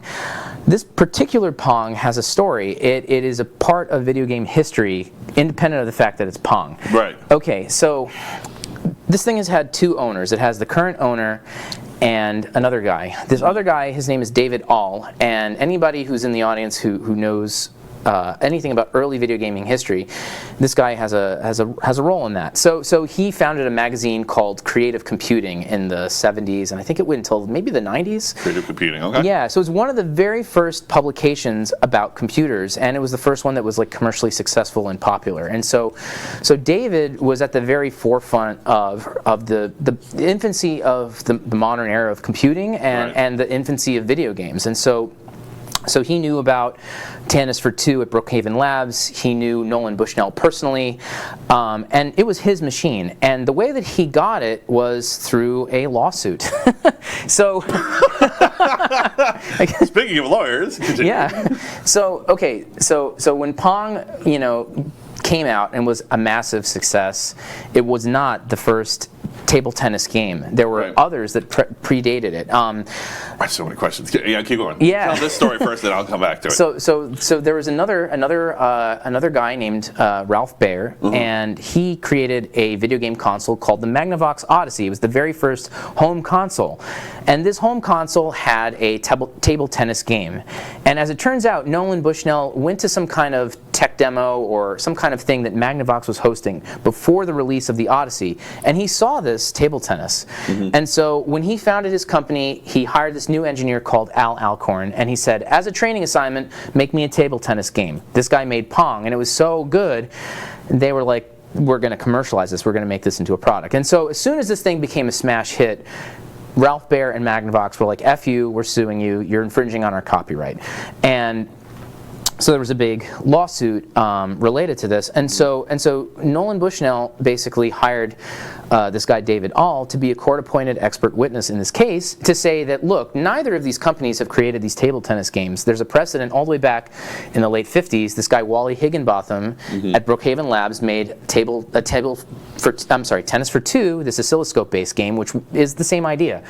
In the end, the two companies settled out of court, and Atari became a licensee of Magnavox. I think they shelled out like $1.5 million or something like that.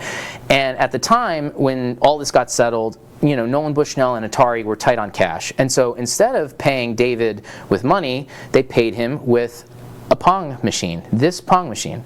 What? That is crazy. Yeah, isn't that crazy? The one you just fixed. The one I just fixed. Nice. Yeah, so it's been in David's possession for most of his life, and at some point he had it as a full-size cabinet. And at some point he moved from a larger place in Massachusetts to a smaller place in Jersey. When that happened, he didn't have room for the arcade machine anymore. So rather than sell it he consoleized it. So he cut out the entire arcade cabinet, and so now it's actually like a small little thing that fits on the desk, but it still has the original front panel, the original controls, and all of the original electronics. Considering how how intertwined he is with the whole history, that probably made it more valuable, not less. Yes. So it's a one-off. Yes, it's an absolute one-off. It's an absolute one-off. Great. And I mean, you'll never see a system like this again. It has like 400 plays, and that's also extremely rare. Like to have so little play time on a Pong. Right. These things were hits. They have thousands of plays. The Pong. Now I know you said the computer space was the first one with any kind of AI in it. Pong doesn't. It's two-player only. Two-player. Yeah, you need two humans to bother with. You do, or you can fiddle with the two knobs yourself. Right. Yeah. So the hands of your brain can compete. Yes. Yeah, exactly. But you know, because this thing literally was made 1 year after Computer Space, a lot of the logic, a lot of the approach that they employed with Computer Space carries over to this machine. Mm-hmm. So again, there were no arcade monitors. They hacked a TV for composite video. Mm-hmm. They didn't make proprietary chips. It's all off-the-shelf parts. So I'd already been through this whole rigmarole with Computer Space. So I was already pretty confident that whatever's going on with this machine, I can fix it. So I started by doing the same thing I did with Computer Space, which was recap it and connect it up to a composite TV. Mm-hmm. So I did that, and it was in way better shape than Computer Space in the sense that it syncs up with TVs. You could put it on an LCD panel even. As long as it has composite video, it'll sync up to it.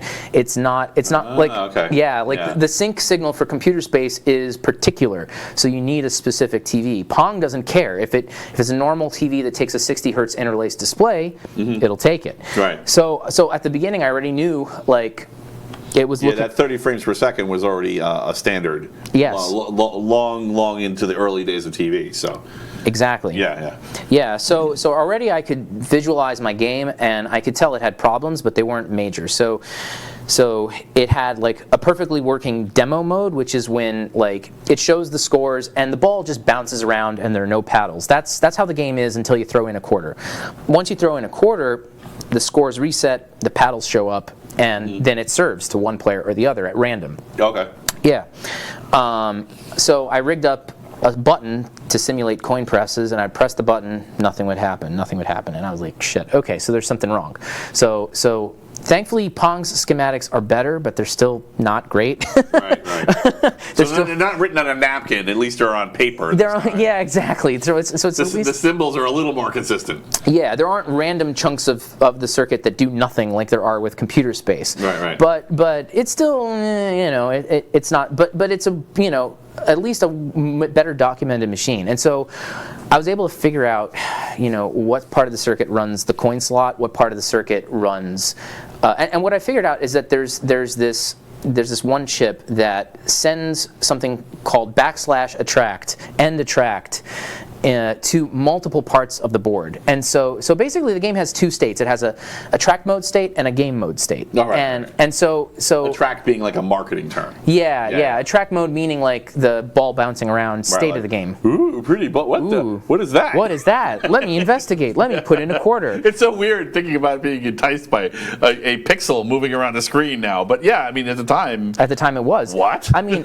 you have to think about it's a frame of reference we don't have anymore, but back then, televisions were something passive. It was something that you get broadcasts from ABC or NBC, and that's what they did. Right. Interacting with a television was an alien concept. Yeah. And so yeah, just the fact that a TV had a little ball bouncing around was like, what the hell? Right. We're still coping with that. We still don't know how to deal with podcast.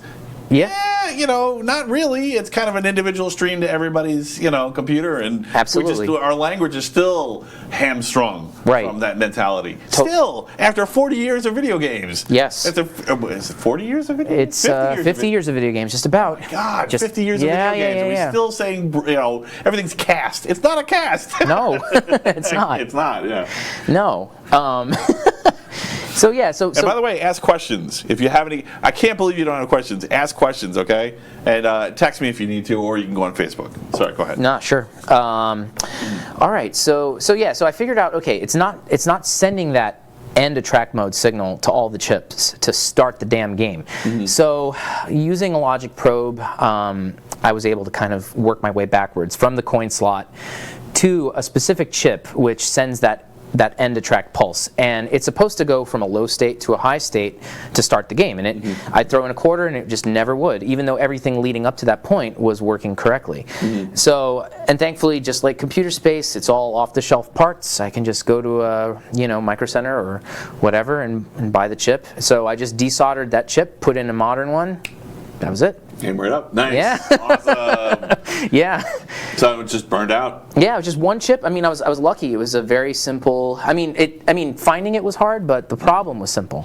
So yeah. So one of the things that solid state meant back in the day is technically it was supposed to last forever. So so whenever you had those tech blueprints, it would actually have a little thing and it would just say like forever or something like that. Yeah. And it meant this is never supposed to burn out. No, it's never supposed to burn out. Right, yeah. But of course, nobody. How the hell would you know that? Because transistors were like 6 years old. Yeah, they were. Yeah, they were. I know this through magic. Yeah. Of course. Theoretically, we're never supposed to burn out. You know it burns out. Yeah. Yeah. Well, now we know that so even chips eventually burn out, but Absolutely, but back then, like you said, it was new technology. they thought it was forever. No. Yeah. Yeah. So. Why do a schematic when the machine's the working schematic? Right. Yeah. The code is the documentation. I've heard that somewhere before. Yeah. Anyway. But yeah, I mean, to its credit though, I mean, the damn thing's pretty robust. It's almost 50 years old and it's mostly fine. Wow. Yeah, and yeah, go ahead. So how did you get into? So you just got into electronics. So you have your neurology degree. Yeah. And you're just doing some science, and you need to build tools for yourself. Yeah. And then that's how you got into soldering and learning. Yeah. Taught yourself electronics. And part of it was, courses, or you just teach yourself. It was straight up mentorship. So my bosses at the time had to do the same kind of stuff, and so even if they didn't know how to do exactly what I needed to do, they knew how to solder, they knew how to build things, and so they could kind of point me in the right direction. Give you 50% and let you do the rest. Yeah. I mean, that's the thing about a career in science that people don't necessarily know unless they've done it, is that it's totally like becoming a blacksmith or becoming an auto mechanic or something like that. It's a mentorship. There's someone who's an expert and they impart their knowledge to you, but then you're going to go out and do your own thing and become your own specialist in something unique. So it's interesting. There's in the Linux space. So I'm like a Linux specialist, and I got into Linux, pretty late compared to how early in video games this stuff is. Right. But still pretty early compared to most people. And I had a mentor who got me into it, and I found that most people who were into Linux back then had someone who went, hey, you got to check this out. Yeah. And it would show them some of the basic ropes, and then they go from there. Right. But actually, I'm finding that may not be the case anymore. We may be entering an age where you don't actually need a mentor anymore. And I'm not saying that's good or bad. It just is. And it's mainly because of videos. Because yes, and that's absolutely the case for me. I mean, I did have a mentorship at the very beginning, but this is before I even started taking that know-how and applying it to video games. And so, once I started fixing systems, it was incremental. Like my very first project was actually rather ambitious, and I think I kind of lucked out. And I have good hands, because of neuroscience stuff and what have you. But Because of genes. yeah, partly. Yeah, but then my subsequent projects were incremental. I would start with simpler systems and kind of work my way up. And a lot of my education absolutely came from videos. Part of it also came from joining other communities, like there are retro repair communities that I'm a part of, people who know far more than I do, and who are all about sharing what they know. Right. And even though they're not physically nearby, they can still do quite a lot and help quite a bit. Yeah. So in the computer industry, there's a ton of people out there, and particularly in the closed source program specialties, more than the open source. Yeah. But even in open source, there's people who are just information hoarders. Everything they know gives them an advantage, and they don't want to share. Right. And I'm sure you've bumped into this too. Yeah, they exist. And it's like they must be really smart, because they definitely are at a disadvantage. Because when you share, then other people want to share with you. Share with you, absolutely. And you just the sum is more than the parts. Yeah. Yeah. I don't even know how they function, honestly. I don't either. I mean, I've totally met people like that, and It's just, I mean, thankfully they're a Don't minority. be like that. You're at a disadvantage. Even if you think even if you are smart enough to pull it off without interacting with other people, yeah, you're definitely putting yourself at a disadvantage. There's always something more you could achieve. Yeah, there is. Yeah. Yeah. I mean, the few I find who do that, I find also tend to view this as a business, what I do as a business. And in principle, one could make a living doing this, but I think, A, it would be extremely difficult. And I don't want this to be my job. I love this. This is fun. Well, so someone actually quoted to me. It's fictional, but it was a great, great movie, great line. A quote from the Joker, from Nolan's Joker from the second Batman movie, the Christopher Nolan movie. Yeah. And the Joker said, if you're good at something, never do it for free. But I would like to point out that the Joker is a psychopath. So yeah, Yeah. he's the bad guy, guys. This isn't. He's not Yoda. All right, stop listening to him. Right. There's going to be consequences, maybe undesirable ones. Yeah. Yeah. Anyway, so that's great. So where were you when you learned to solder and to do all this stuff? Were you at B&L? You worked at B&L? No, I didn't. So Columbia. You said. Yeah, so I did some at Columbia, but even before that, so my background is I started my I did a master's at Villanova University in Philly. So I lived in the Philadelphia area for like a good couple of years, like 7 or so years. And so I started with a master's. I started actually in psychology at first, and then That's what he's pointing at the DSM-5 against it. Yeah. So you totally know it. He knew what this was immediately when I pulled it out. Yeah. It's like, oh, we're getting serious, huh? Uh-huh. I didn't know. I didn't know if you would disagree. How dare you, sir? And I was like, all right, I'm going to quote it to you and read it out. Yeah, I try to avoid that kind of stuff. It's not fun. No. If you get too serious, you can't explore concepts, and that's what I love doing here. Absolutely, yeah, it makes sense to me. So I started in that, and then as a part of training in psychology, you get exposure to biological psychology or neuroscience, and I was like, no, this is way cooler. Nice. Okay. And so I switched over and I did a master's in behavioral neuroscience at Villanova, and then from there transitioned to a PhD at Temple, which is also in Philly. And so it was really during that time in Villanova and at Temple where I started learning about electronics. And by the time I was at Columbia, at that time I had a mentor who knew nothing about it, so I was teaching him. It was completely the other way around. He of course was teaching me other things, but that's just the nature of how it goes. Well, I think I know, I don't know the phrase, but I know that there is at least one martial art where the concept of the master is also a student. Yes. Is I think that's a universal thing in most martial arts, but I think Aikido. That's one of the key principles tenets. of it. Principles of it. Yeah, you're not just a master; you're a student. You're always a student. Yeah, and that's very much the way science is, for sure. Yeah, and certainly when you get further on in your career. What, if people can go USA, I can go science. Absolutely. Yeah. I don't know how much you know about open source or if you love it, but I really see open source as the reference model for science. Yes. Open source is the computer science reference model, and computer science, because of open source, is now the science reference model because it's almost a perfect meritocracy. Yeah, it really is. You really can't, if you can contribute, your code succeeds, and it doesn't. A lot of people pay lip service to Darwin, but they don't really want to take it that seriously. But it very much applies there. Yeah. Yeah. I mean, and of course, I'm not saying we shouldn't be compassionate, and we shouldn't show compassion for people who maybe can't contribute at the top level of performance. Course, no. But that's not meritocracy. Is about being able to contribute at where you're needed most. Right. As opposed to just assigning someone that role who maybe can't fulfill it. Right. Yeah. And just as a descriptor, it works. That's totally the nature of how these things work with regard to coding, and like you said, with code, it's basically free. Yeah. Like the Raspberry Pis are essentially free. Right. The barrier to entry is almost goose egg. It's so close that even in the poorest towns and the poorest countries countries you theoretically could afford a base level machine so you could enter into computer science and Right. participate. And it doesn't matter who you are or who I am. If you're the biggest, best computer expert in the world and I'm just some novice, if my code's better, it's better. It doesn't matter. Right. There's yes, absolutely.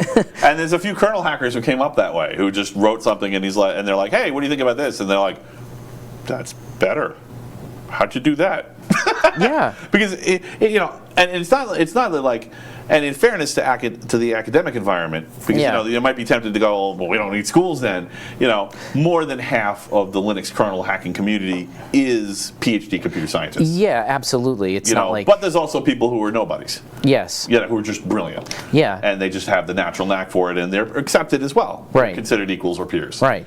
Yeah, I will have to say about my own training in electronics that there are drawbacks. So sometimes I'll be trying to diagnose a circuit and I may figure out the mechanics of it, but the deeper knowledge of how it works or why it was done that way is lost on me because I don't have that engineering degree. I don't have that deeper knowledge of why it was done in a certain manner.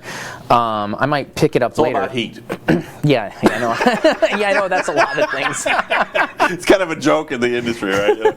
Yeah, basically it's everything all electronics, all computer chips, everything. It's all just the air conditioning business. Yeah. It's all about limiting the amount of heat that you have to, limiting the damage the waste heat does. Yeah. Yeah, and dispelling heat. So. Yeah. Yeah. No, I actually have heard that. Yeah. So yeah, I mean. And then it's dead fields, but mainly heat. Well, then the induction fields, right? Mm-hmm. It's you don't want things to interfere with each other. With each other, yeah. Right, and I don't have that's it. I just ran right off my knowledge cliff. For engineering, I know people who are EEs and they could go much further on that, but it's funny though too. I've met EEs who have that deep knowledge, but they don't know how to do what I do, and I find that strange. Like if you really understand how these circuits work, then how is it that you can't take them apart, diagnose them, and rebuild them? Or well, they could say that they were working on more interesting problems, trying to figure out how to cram the 10 millionth circuit into a tiny chip. But or maybe sometimes it's just that they're talking. Their knowledge is theoretical and less applied, and so they may just not have that hands-on. I mean, I love hands-on. I love taking something and using it in an unintended way. That's one of the core philosophies of Unix, and it's affected me. It's affected my life. Yeah. Actually, I'm kind of like a bit of a maker. I like to invent stuff. Yeah, I mean, just same like here. Little dumb things that I don't even want to say because it's just embarrassingly stupid. But they add up. Right? Yeah. Like I'll be like, I don't like this on my car. I don't like this in my house. I'll fix it. I'll make it my house. I'll give an example. Like I have a fireplace,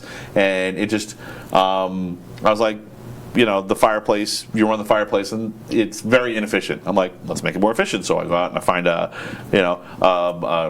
heating, a cast iron heating system, like a fireplace insert. But it's not really, my fireplace is especially small, so I can't use a normal insert. So I'm actually had to use an oxyacetylene torch to cut it down to size so that you could use it and actually get it into the, and now I can heat my house with wood. That's awesome. But like, it's just a dumb little thing. Like I'm embarrassed to even brought it up. But it's the process and it's the experience and that I totally get that. Yeah, everything is like got like rough cuts on it, in my life because I'm like I can make this better.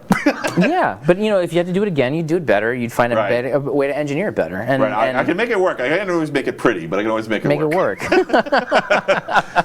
Yeah, that's totally a lot of what I do too with the video game consoles. It's not just a matter of fixing them. It's sometimes about making them even better. Like a lot of the things I do are like modifications to improve the video, improve the audio. Like take an NES and output HDMI or something like that. So you are super polite. I can't believe you haven't said anything. You did express an interest in the alcoholic beverage, the adult beverages. Yeah, we should drink. Before.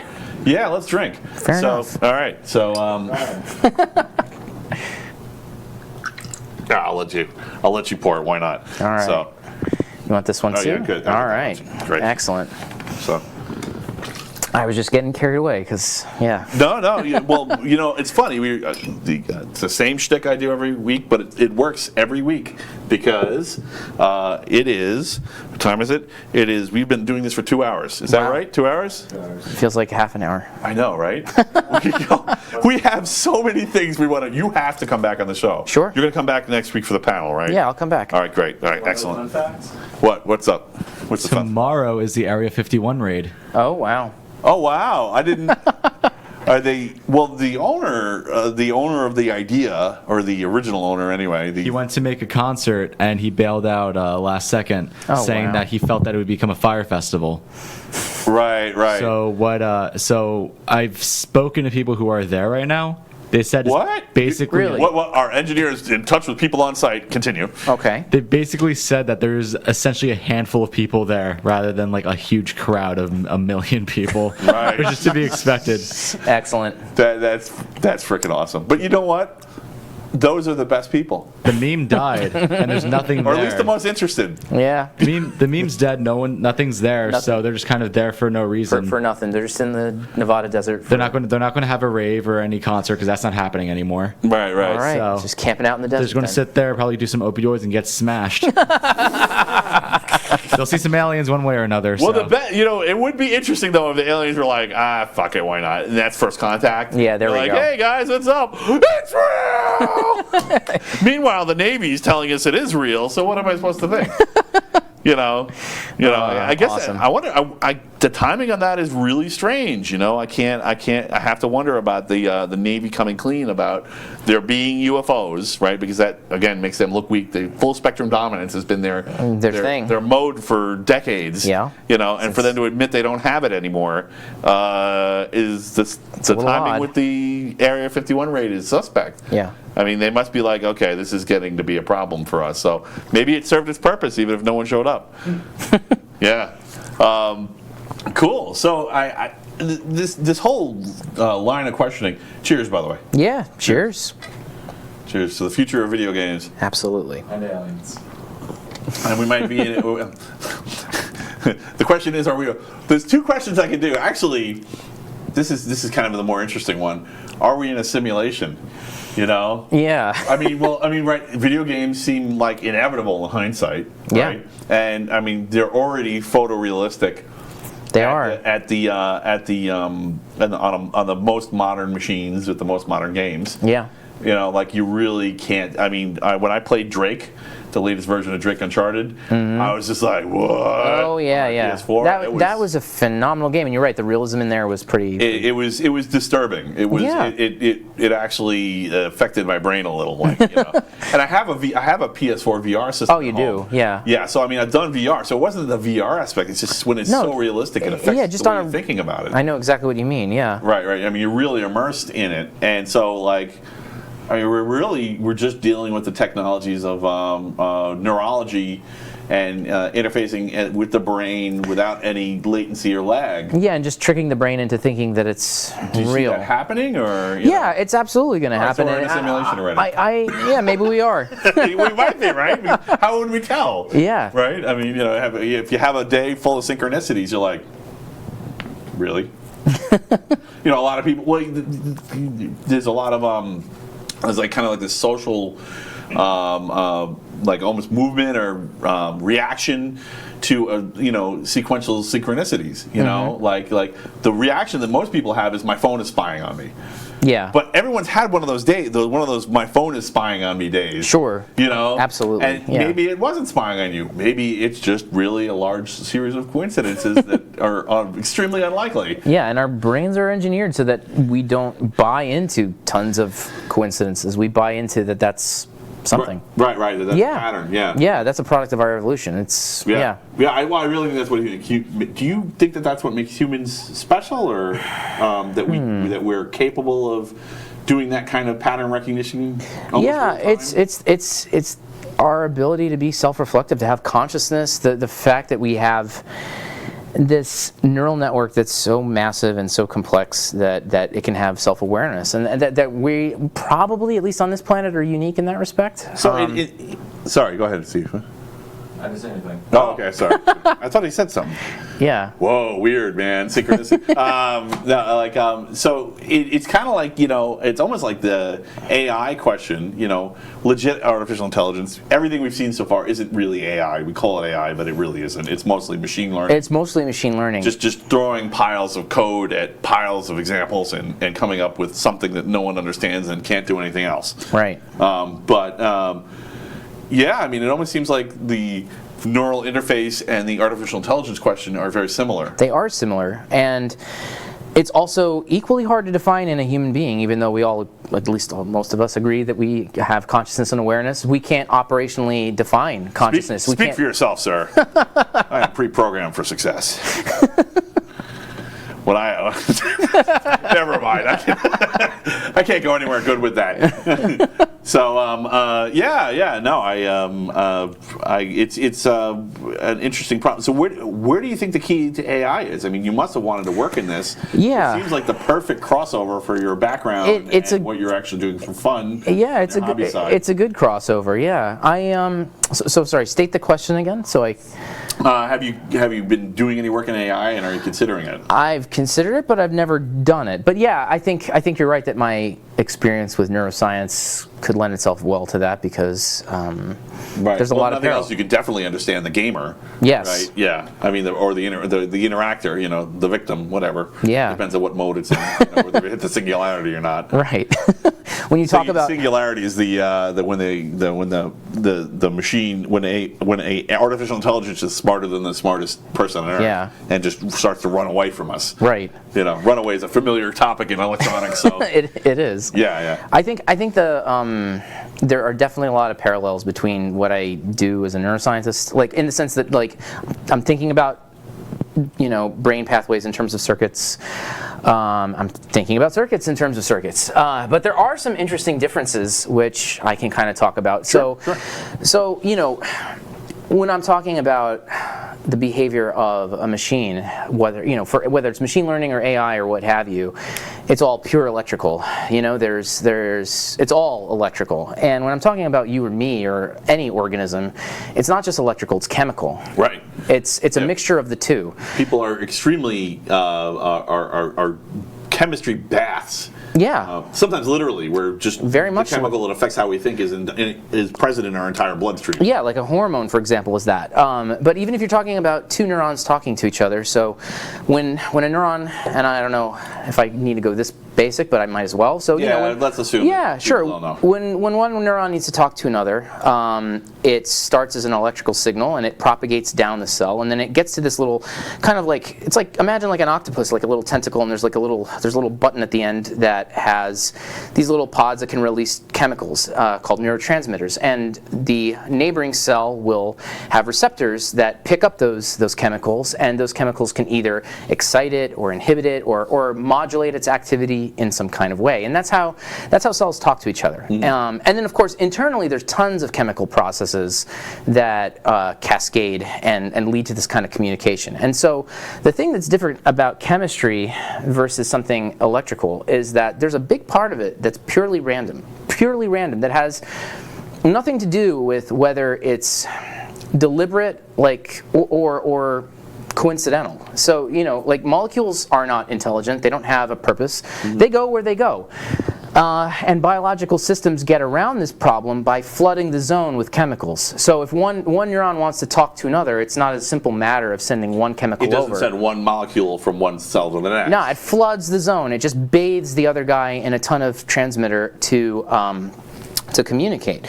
But mistakes happen all the time. Stuff happens where genes get activated unintentionally, lead to cascades, lead to firing between one cell and another, completely unintended. And so biological systems have tons of redundancy and tons of checks to deal with these kinds of accidental things, these mishaps, so that they don't override our behavior. And occasionally, though, they do override our behavior. So that's a difference between an organic system and a synthetic system, is that synthetic system is purely electrical. It's gonna discrete logic systems follow the rules that they're designed to do. Right. An organic system follows rules. If you're above this voltage is 1, if you're below this voltage is 0. Exactly. Yeah, but and organic systems work like that too, but there's a bit of randomness mixed in, and maybe that's the critical difference that separates what we do. And that's pretty much my success story, right? Just do some random stuff. Quietly back away from the stuff that failed so no one can see that it was me, and then try another thing. There you go. And then when something succeeds, be like, see, I am a genius. And then continue on the path of randomness. No, I'm just kidding. Some stuff was more. So actually, some stuff in my life has been more deliberate, and I've seen that plenty of times too, where people are very deliberate. So I think.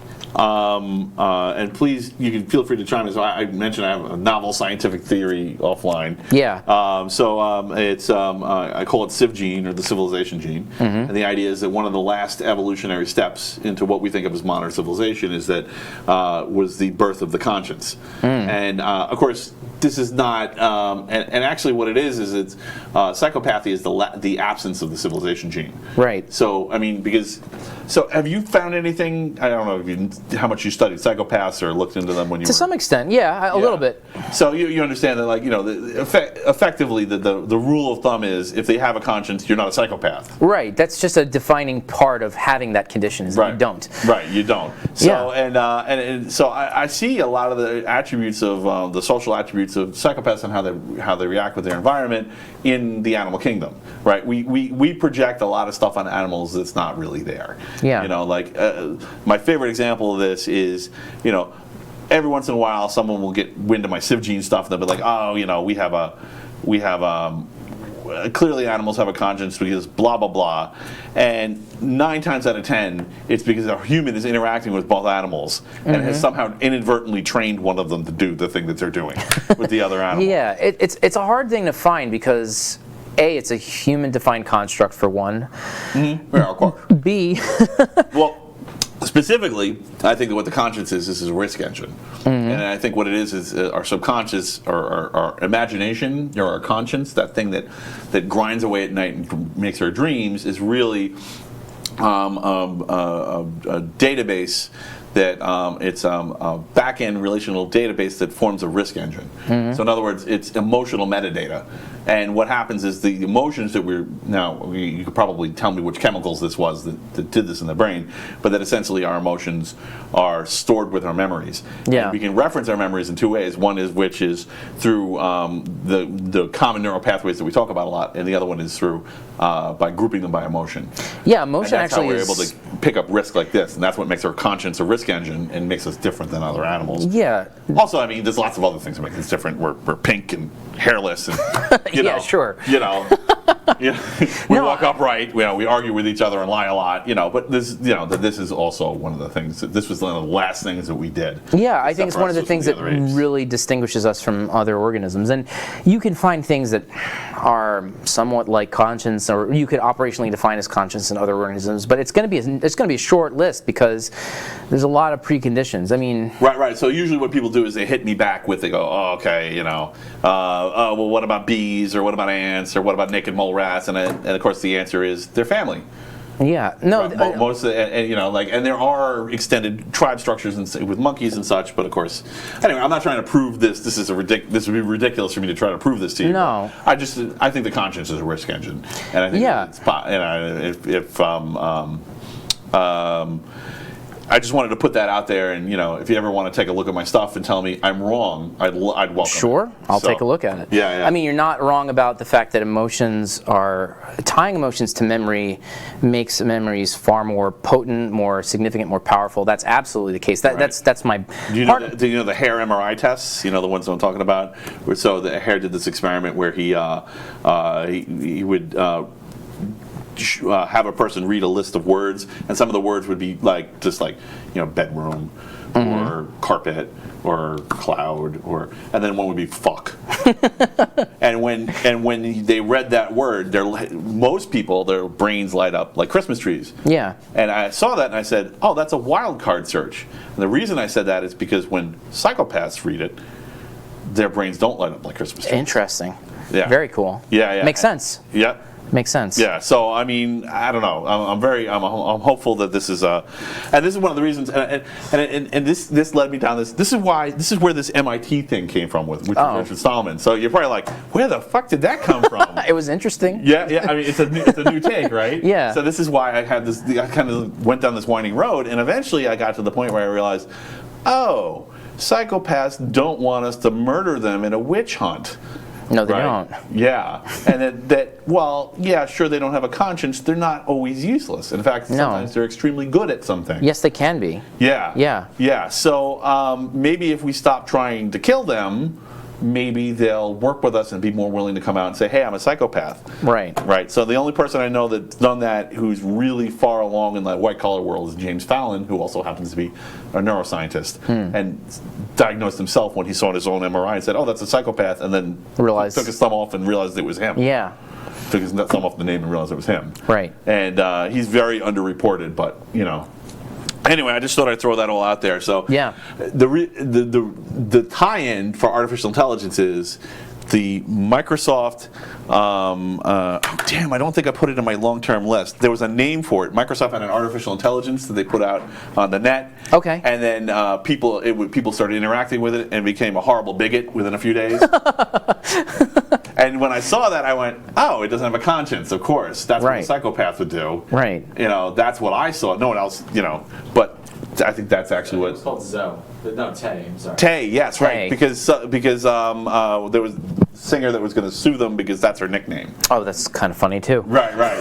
That's Taylor Swift, right? Oh my God. Because it was this horrible bigot, and it had the same nickname as Taylor Swift. And there was the rumor that she was starting to sue Microsoft. Oh my God, that's brilliant. Yeah, you can't make this stuff up. That's right? wonderful. The technocracy, folks, you're living in it. Wow.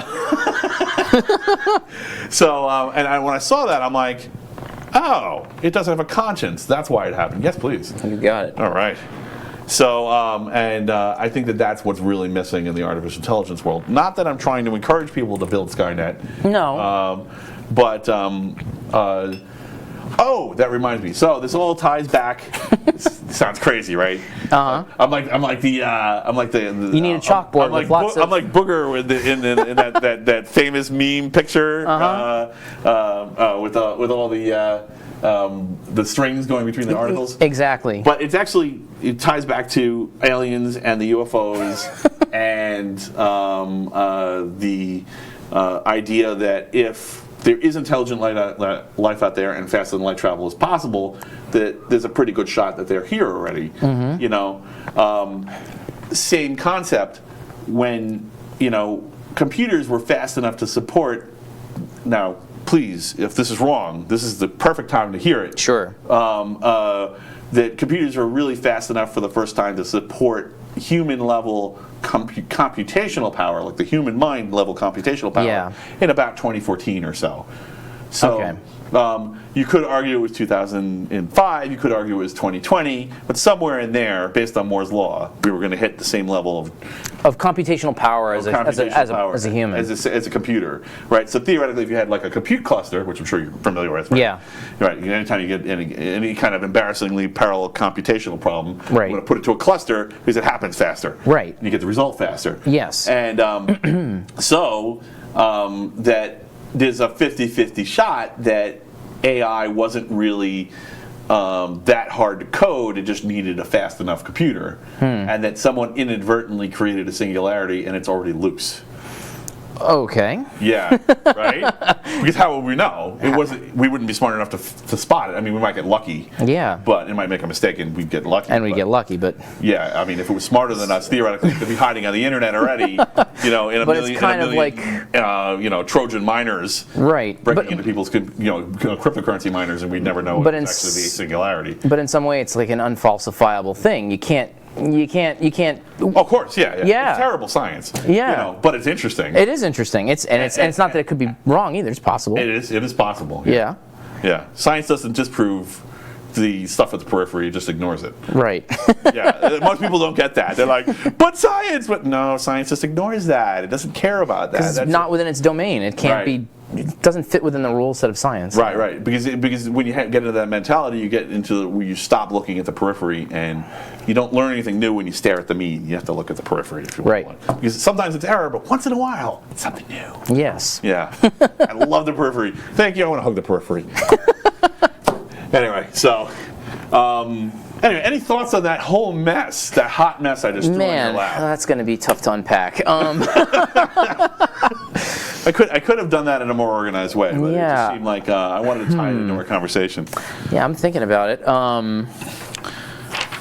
Yeah, I mean, do I think we're there yet? Probably not. And again, I think it's because of the nature of the way organic systems operate and how I feel like they're just fundamentally, that one key piece, the randomness, is not something that you get in a synthetic system right now. Maybe through the way you code you can make things Well, random. they have but quantum computers, but they're not that far along. Okay. Yeah. So quantum computers, which are not binary based, they're multiple answer based, they're field based, or range based. Yeah, and maybe that's what could get you there, because that more accurately mirrors up with what biological systems do. Yeah, I honestly I don't really understand quantum computers well enough to say whether they could or they couldn't. It does seem like that would be the logical fit, and that's the logical path that a lot of people are going down. Yeah. What you just described. So. Yeah. I mean, I'm not really itching for AI anyway. No, I mean, it seems like most problems could be solved with sufficient machine learning. Totally. And I mean, if anything, you would think that psychopaths would be unhappy about, at least the whatever tiny contingent of people that are decision makers that are psychopaths would be extremely unhappy about the prospect of artificial intelligence coming along, and because they wouldn't want the competition. No, yeah, and it'd be superior competition most likely, and then or at least it would be the path to superiority would be clear Yes. and unencumbered. Yes. Yeah. This is, and in a lot of ways, we don't have to answer these questions. This is one of the reasons that I like this. A lot of people are very focused on answering questions, and there has to be a definitive answer. When you have an open mind and open-ended and ask open-ended questions, that's how you make progress. Yeah, exactly. And everyone wants to make progress. So yeah, I completely agree with that. It's if you know all the answers, then you're not learning anything. If you're just going through and right, it's just busy work. It's toil. Yeah. And I mean, the whole computer, the Linux industry, and the computer industry in general is just obsessed with getting rid of toil, and I mean that's why we're going to get. So that actually reminds me, just completely off this topic, but what do you think about the labor glut? Do you think that there's a risk of, is there going to be an automation wave? Is it going to accelerate, or do you think that there's? Personally, I think that the solutions is shortening the work week, like we've done before. We're not working in textile factories 80 hours a week. Yeah. So maybe just cut it down to 30 hours a week or 25 hours a week is appropriate to the labor glut. We've done it already, so there's precedent. Sure. But also, some people are saying, no, what we actually have to do is we have to grab money out of the system via a taxation scheme and return it to people so that they can use that money to buy themselves time. I'm not necessarily against that. Or maybe the whole thing's not real and it's just going to be like everything else, and more jobs will be created, and we're tilting at windmills. So, do you think we're tilting at windmills, and if not, what's the solution? I think that particular cycle has repeated a couple of times. Yes, it has. It has, and which would tend to indicate it could happen again. Yeah. Like at the start of the Industrial Revolution, the same kind of thing happened. Lots of automation. People were running from the farms to the factories, even though the conditions were terrible. Yeah. And so the question is, what kinds of new careers and new job pathways will open up, and maybe that. I mean, I think it's too early to know now, but I definitely think more automation is certainly coming. More types of jobs will disappear, but will it mean that there's a big glut of people? I'm not sure. Yeah. Okay. Cool.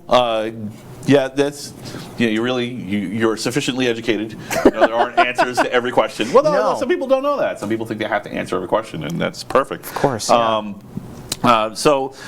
Any input into, having done neurology stuff before? Yeah. Any input into potty mouth and cursing and what effect it has on people, or? I think have you found that people who have potty mouths are, more intelligent, or have, a different kind of insight into the world than other people? Yeah, that's interesting. I think people who obsess over it and think it's like a big problem. I don't get it. I curse. I have no problem with it. Right. Well, obviously. I mean, of course, I think some of that is children, right? People are afraid their children are going to be exposed to something too much too soon. Yeah, which is definitely the case. You have to control your environment for your children. You have to control your environment for your children, but it's also good to appreciate nuance, and that context matters a lot when you there's an entirely different thing when I'm saying fuck yeah because I just fixed computer space versus You earned that fuck yeah. All right.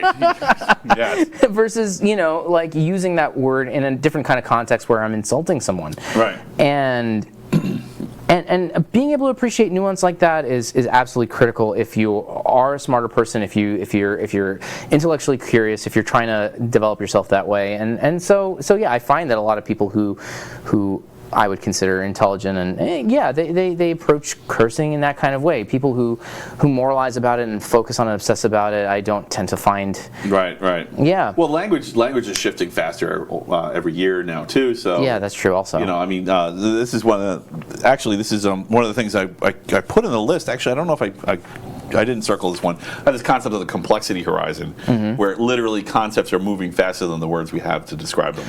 Yeah. Which is kind of like what was happening with those in the early days of those games, right? Because the Absolutely. documentation was garbage. Yes. And one of the reasons the documentation was garbage is because nobody had done any of this stuff before, so the concepts didn't even have words. No, they didn't. No. I mean, like if you're the first game with AI, for your alien UFOs that you're fighting, there's no word for it. No, there isn't. Yeah. No, and we've. It's not like you can write AI on a chip and you know which one was controlling the UFOs. Yes, we've been through that at different stages of technological innovation, and absolutely during this period of time, people didn't know how to talk about or what they were experiencing. People didn't know how to use the controls. People were just actually there's an interesting anecdote of Ted Dabney and Nolan Bushnell setting up the very first computer space in a bar and just trying to get some impressions of what people think about it and doing market research. Yeah, just doing very unscientific, very preliminary market research and seeing and people playing the game and not quite getting that their button presses led to changes in the television and actually looking around the back of the machine looking for looking for an antenna. Like they were trying to find a broadcast. They didn't get that they were in control, that they could do stuff. In the back of this cabinet. Yeah. and you also even I might do the same thing. Yeah, they didn't have a way to. Their worldview needed to get shifted. So that's even next level above what I'm talking about. Like in this. So one of the things that happens with complexity rising, of course, which is that you can express yourself in code, or in that case, you can express yourself in circuits, right? Yeah. You can just say, "This is what I'm talking about," and solder together a circuit and demonstrate what you're talking about. Yeah. Right. But this is now that code is essentially free. It's very cheap to do that. Yes, it is. Yeah, easier than ever before. But it's like this concept of I don't know if you've ever heard of cargo cult. I'm sure you. Yes, I have. Yeah. So I mean, apparently, like the Polynesians, when the U.S. Navy sailed into the port on some of these islands that had never been visited by modern anything, modern anything, and they literally didn't know what they were looking at. They thought they were looking at gods. Yeah. I mean, it may as well have been a Star Destroyer or a giant Cthulhu. Right. So they had to frame what they saw in the context of what they knew. Right. And it took them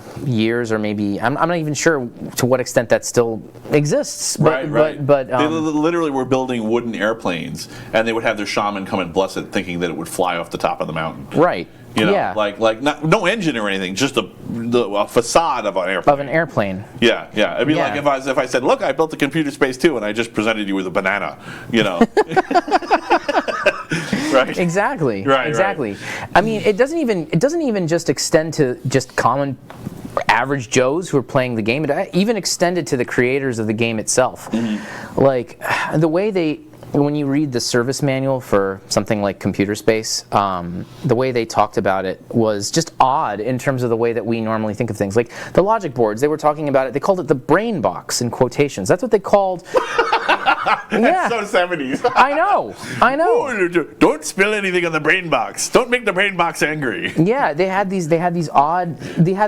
sprinkled throughout the service manual are these odd expressions that just don't have any modern correlate. Is the service manual published or? Yeah, it's open. It's available on like archive.org. You can peruse it.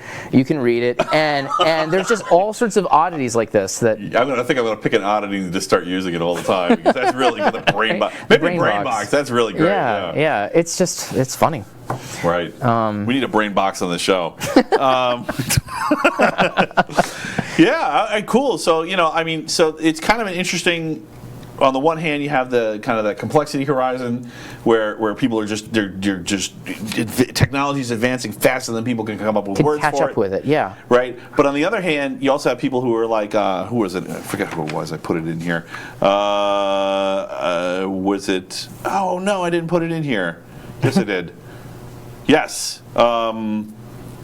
No, I didn't. Yes, I did. Jack Dorsey from Twitter. That was. Oh, yeah, sure, the founder of Twitter. He wasn't the originator of this, but he's the one who's saying it in a modern context. Okay. Fairly recently, like within the past 10 years, he said code is law, right? You know, but if code is the only way you can express an idea, but code is also law, you know, Yeah. if it's both, you know, then essentially being able to understand an idea that you can express and expressing it means you're the lawmaker, right? Right, like you're your own Which is- lawmaker, which yeah. doesn't And hence the Technocrat Live is born, you know, as my satirical and sometimes amusing critique of modern society.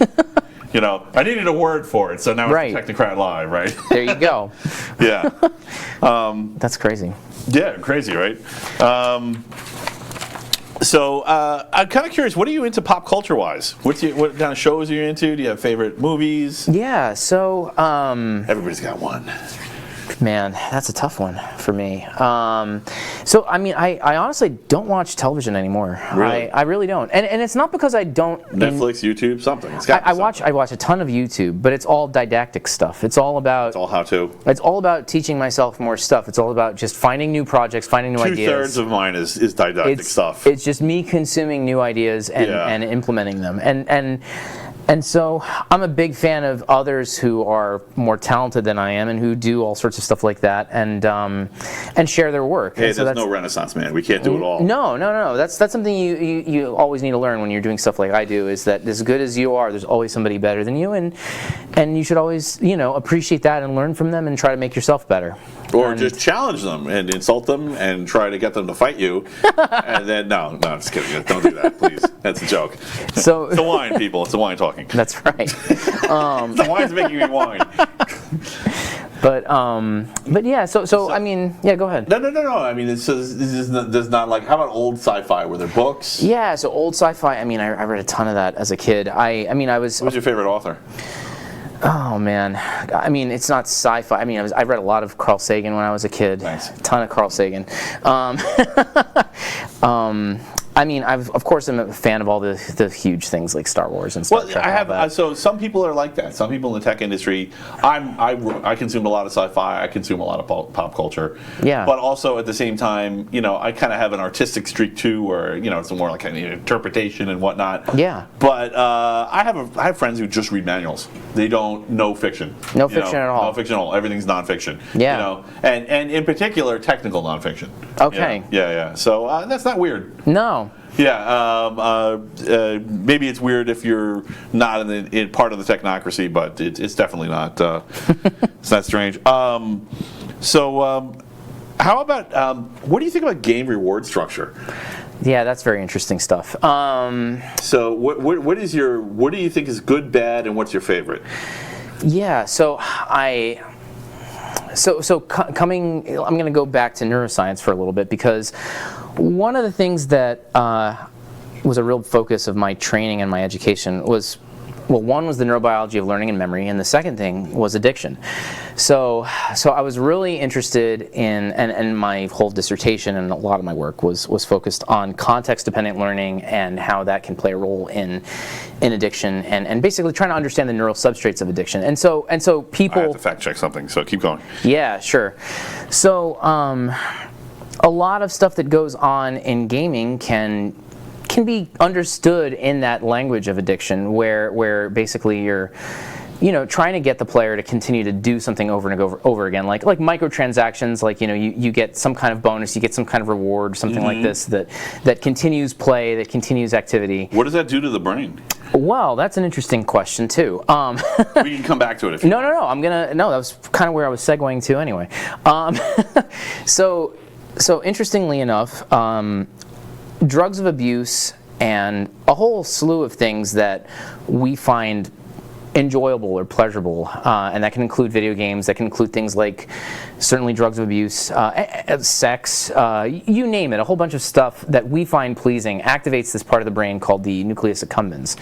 And so that part of the brain is critical for anything pleasing or rewarding, and it can be argued that, I mean, drugs of abuse certainly hijack that reward circuitry and make it dysfunctional. But it could be argued that other things in life... What circuitry do you think it's hijacking?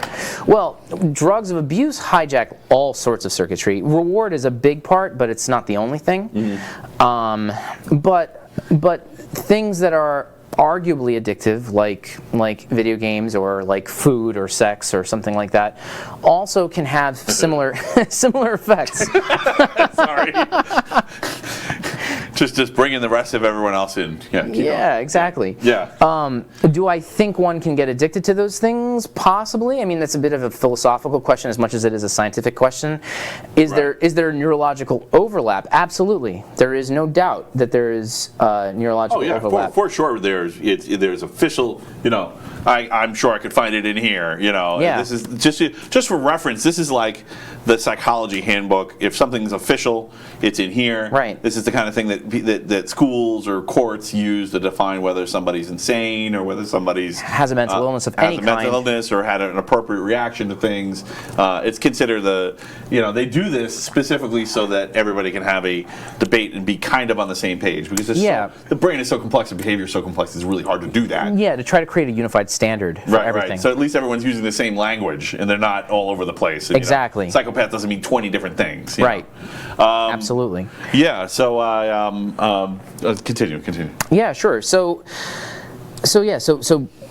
video games can totally fall into that category, but do I? We were talking about a lot about loot boxes, and how the effect that they have on the brain, and particularly kids, not understanding the odds, sinking real time and or real money. Of course, time is money to some degree, but right. Labor is what gives money value to some degree, but just sinking real resources into just taking random chances. Yeah, or toiling in a video game to get currency in its economy. Yeah, what all of that brings to my mind is things like variable interval or variable ratio schedules of reinforcement in rats and mice, where you take a rat or a mouse and you put them in a box and you train them first something simple, which is press a lever, you get food, and make sure that they're hungry so they're motivated to eat and search for stuff, and then you make things harder, where you make it so that a random amount of time has to elapse before you get food, or some low probability of lever presses before you get food. And when you put them in an environment like that, they press like mad until they get their food. And this is even more dramatic if you're using something addictive like drugs, where if you get a rat hooked to cocaine, you can make them press thousands and thousands of times in order to get just a single hit of their cocaine. Or if you set them up in an operant environment and you have to ask them to choose between two things like cocaine versus sex with an available female, or like a whopping pile of food or something like that, they'll always choose the cocaine and they'll always press like mad for it. So do I think video games can fall in that spectrum? Maybe, but it's certainly at the lower end of the spectrum. Can you certainly construe some of the behavior in video games in that way? Absolutely. And so things like loot crates and things like microtransactions work in the same way, where people don't understand probability. It's a hard concept for our brains to wrap around. It's hard for science people. Yes, it is. It's also, scientists frequently make mistakes with probability. It's just Isaac Newton's South Sea Bubble, look it up. Yeah, and so video games can be designed in such a way that you just get them to keep pressing. And hell, this is not even new. I mean, if you go back in time to the 70s and 80s, people wonder why like Nintendo games, earlier video games were really hard. The reason why they were really hard is because they were direct ports off of arcades, and arcades were designed in such a way that you would die after a few minutes so that you could put in another quarter. Right. Yeah, it's a different kind of behavior, but the quarter was the lever. The quarter was the lever, exactly. And the way that you got the kid or the adult to keep pressing, to keep putting it in, was to make the game hard. And this is just a different way of doing the exact same thing. So now we're not putting quarters in a machine, but we got to keep getting paid, so you create microtransactions where you get a little boost, a little bonus, or you get a loot crate where you have some low probability of success, and you keep paying, and so it's not necessarily new. It's just a new mechanism of doing the same thing. It's been with us since video games have been with us. And yes, do I think it's addictive? Sure, but do I think it's on the same scale as something like heroin or cocaine? Absolutely not. Scale. So even if some of the attributes are in common, yeah, and even the if scale matters. The scale matters, and even if the neural correlates are similar, it's not the same. Neurocorrelates. Meaning like the brain areas that are hijacked by it. Right. Okay. Yeah. That's what I'm saying. Sorry. The food. No, it's fine. It's fine. Yeah. It's my ignorance is perfect for them. Right, so I can just ask, like sometimes I'll give you a ringer question and I actually know the answer, and this time I don't. I don't okay. know what I was like, neurocorrelates, what the hell's that? Sorry. No, it's fine. It's funny. Hey, it's a cargo cult for everybody at some point, right? Exactly, it is. Yeah. If you had a god with a mind the size of a planet, we'd all look pretty stupid. Yes, we would. Yeah.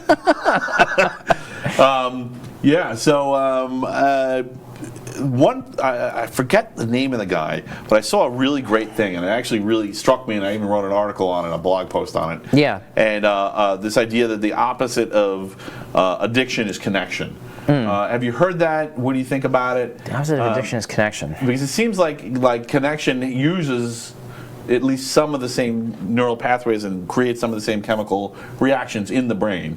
So what do you mean by, explain what you mean more about connection? Well, that connection with other people specifically. Like that really if I hate to use an animal, but it kind of makes it easier to give it a control. Dogs get a dopamine hit when they stare into humans' eyes. Yeah. Yeah. So. Yeah, and we do the same thing. Right. Yeah, we do the same thing. So, is maybe the possibility that part of the problem that the children are having? I mean, of course, this is obviously always a good idea. So I'm kind of taking a cheap way out. Yeah. Taking a safe example, but holding your child and saying "I love you" and looking into their eyes, for 1 minute out of their video game day, might create a situation where they're no longer addicted. Yeah, it may. I mean, I feel like if they were ever addicted in the first place. If they're ever addicted in the first place, yeah. I think the people who really go off the deep end need that kind of social connection and don't have it, and this might be their only source of anything pleasing in their life, and if that's the case, then that's certainly going to exacerbate the problem. For sure, some people who are addicted to drugs are self-medicating. Yeah. They're dealing with something they don't know how to deal with. That's an attribute, actually, a lot of psychopaths. A lot of them are addicted to drugs and alcohol because they're self-medicating. They know how to cope with society. We're all a bunch of crazy Muppets. They're cold and rational compared to us. They're like, why do I have to live in this world of madness where everyone's a cartoon? Absolutely. And taking some of my other examples of food or sex, people absolutely do the same thing with those things. Like, I feel like shit, I'm going to eat a pile of food. Right, comfort food. Yeah. Bonbon time, baby. Yeah. So anything watch a movie and eat bonbons. Anything that has a kind of addictive property can fall into that category, I would think. You hadn't heard about the connection versus addiction. No, I hadn't heard that, but it totally makes sense. I understand it. I definitely plausible, but you don't know. No, exactly. That's what I would say. Okay, yeah, it seems very plausible to me too. I'm hopeful that it turns out to be true because then the solution's pretty simple. Yeah. Yeah. Okay, so. Let's see. So, of course, addictive algorithms is one of the things that we were talking about. So, what do you make of the current state of science, and particularly funding for research and how research is done and how people do peer review on each other's work? Yeah, that's a great topic because I could talk about that forever since I was in academia for a while. Right. So the state of funding is rather abysmal, I think. So I mean that is the main reason why I left the lab. I absolutely loved working in the lab and coming up with ideas and testing them and getting things published. Doing pure science. And doing pure science. And if I could get funded in a reliable way, or if I could have some kind of guarantees there, I would drop what I'm doing and jump into that in a heartbeat, because I love that work. The problem is that NIH is absolutely underfunded, and it doesn't matter what question you're talking about. And like the way that it is, funding is so tight that all sorts of questions that could potentially be interesting are ignored, and it's only things with direct clinical relevance that might get a lion's share of money or something like that. And political? There's some politics to it, but it's not politics in the sense of with Congress or something like that. It's politics in the sense of that people who've had a big impact on the field can have a disproportionate effect on who gets funded and who doesn't, and who you know matters. Which could be good, right? Like, so theoretically, you know, like if someone who's really accomplished and discovered something amazing thinks this is where we should be looking. Yes, and there's some there is some goodness to that, some utility to that. But then there is some kind of exclusion to that too, because if I have a good idea and I'm a nobody, that's a strike against me. My idea might get funded, but I'm going to have to do some pretty Herculean convincing to get it noticed. You know what I mean? Right, yeah. So that's a problem. I mean, or just get lucky and stumble across something. Yeah, exactly. Some ancillary thing to what you were actually trying to accomplish. Right, exactly. Some of the stuff that is like a good example, you know, in case we're being too abstract. A good example would be like Tesla. I want to learn about electricity. Oh, by the way, this could be used as a super weapon, which would be unstoppable, and no one else would be able to stand up against us. Go on. Tell me more. Yeah. Yeah, but not a lot of science isn't like that. It isn't applicable. It's just that it's a stepping stone where maybe something like that would happen 5 steps in the future. Right.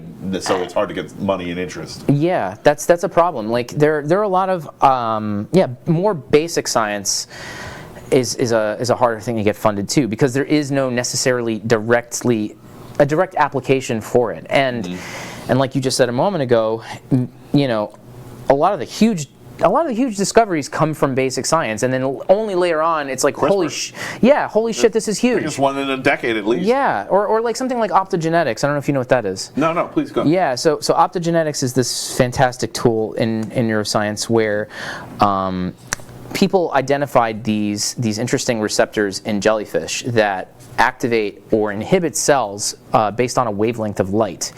So I heard something about this. Yeah, so basically there are these channels that are naturally expressed in jellyfish, and if you shine a light on these channels, they open up, they'll activate cells, or they'll inhibit cells, or they'll modulate cells. It has to do with the way that jellyfish communicate and how they deal with light. And so this sounds esoteric and boring and whatever, and people wouldn't fund it, but eventually people figured out how to take these constructs. If you didn't think that sounded boring from his subscription so far, you should be subscribing. This is for you, because I didn't think that sounded boring at all. I was like, yeah, well, I got it. Yeah, Keep going. Well, I mean, as you might guess, like no one gave a shit about this, and people didn't fund it at all. Right. At some point, not too long ago, I can't remember exactly when. Let's just say like 10 years ago, maybe a little more. Some people figured out that you could take these constructs, you could transfect them, you could put them into mammalian cells, and not only that, you could selectively target them so that they're expressed in the cell type that you want. And so that means you could selectively activate or inhibit cells in a neural circuit. And so this is way better than the techniques that came before. Before this, you'd have to use drugs where you could, you just bathe a whole bunch of cells with an excitatory... The typical chemistry. So one of the things that's hopeful and that maybe we'll be seeing in the near future, is kind of a nanotech approach where you start placing atoms and molecules. Because normally in the past, up until now, essentially, we've just been pouring atoms. You just flood the whole body with a chemical and hope the side effects aren't too bad. Cringe. Pretty much. Yeah. And that's what you do. You just send out a whole bunch of drug and you try to activate cells. And it could be any type of cell. With this, you selectively activate just the cells that have this with light. And the other cells don't have it, so they're not affected at all. So as a simple example of what you could do with this, you could take this construct like channel rhodopsin, you could put it into a rat in motor cortex, and by shining a light through a window up in its skull, you could make the mouse move. Now you understand. Yeah, so that's the part of it. But the cool part of it is that you scurry, little rat, scurry.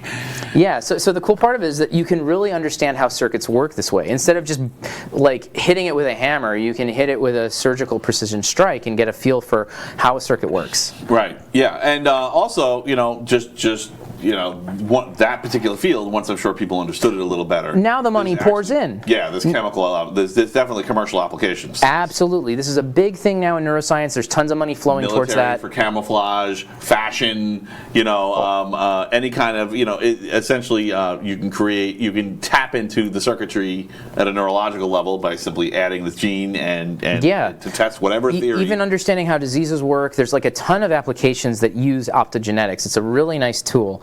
And before this, it wasn't getting any funding. It was just a nice, it was a serendipity moment that took this thing from being very underfunded to like massively overfunded. And so that's the problem with the way that the current system is. And I think if there was more money in the pot overall, then some of these basic science questions could be better scrutinized. And yeah, plenty of them will lead to nothing, but then there's going to be a subset of them that revolutionize the field, and you wouldn't find them otherwise. Right. So one of the things that I have, one of the things I think is underrepresented or underfunded or underfocused in the science world, and this is not necessarily true in computer science, but it's true in is peer review. People make discoveries, they publish results, the results look plausible, but nobody ever tries the experiment again. In particular, when the experiment is hideously expensive. Yeah, and to me, I think that maybe we need to, just as a society, we need to, just a little bit of social pressure. We don't need to always go to laws. We can always just say, hey, we need to do this, and say, hey, we really should be X amount of percentage of dollars to go back through scientific journals and actually try some of this crap. Yeah, replication is a big problem because only a subset of people end up having their stuff replicated. And sometimes you just get a one-off thing, and that's totally happened to me too, where you find some kind of interesting result, but it's an outlier. You mean an outlier at the periphery? Yes. I love you, outliers. It's happened to me. I've had experiments that I've designed and found something interesting, and then for other reasons had to replicate it because I needed to do that component for another part of a paper, a publication, and I never got it working again. And at some point, I just realized I'm not doing it wrong. That was just a fluke. Right. It was an error. It was an error. It was dirt. It was a particle from space. A neutrino hit my thing at the wrong moment. Right. Whatever. Who the hell knows? God. But it was just some kind of freak event. Lava. Psychic powers. Right. Whatever. Yeah. Whatever. The singularity did it. Yeah. So. Iron filings. Absolutely. Yeah. So replication is a part of science, and it does happen, but not nearly enough. And having people dedicated to that would be good, or having a system in place for that would be good. I mean, there are other things that peer review gets right, though. I mean, I've seen it both ways. I've seen peer review get it wrong. Of course, I'm not. And the part that I think science. Yeah.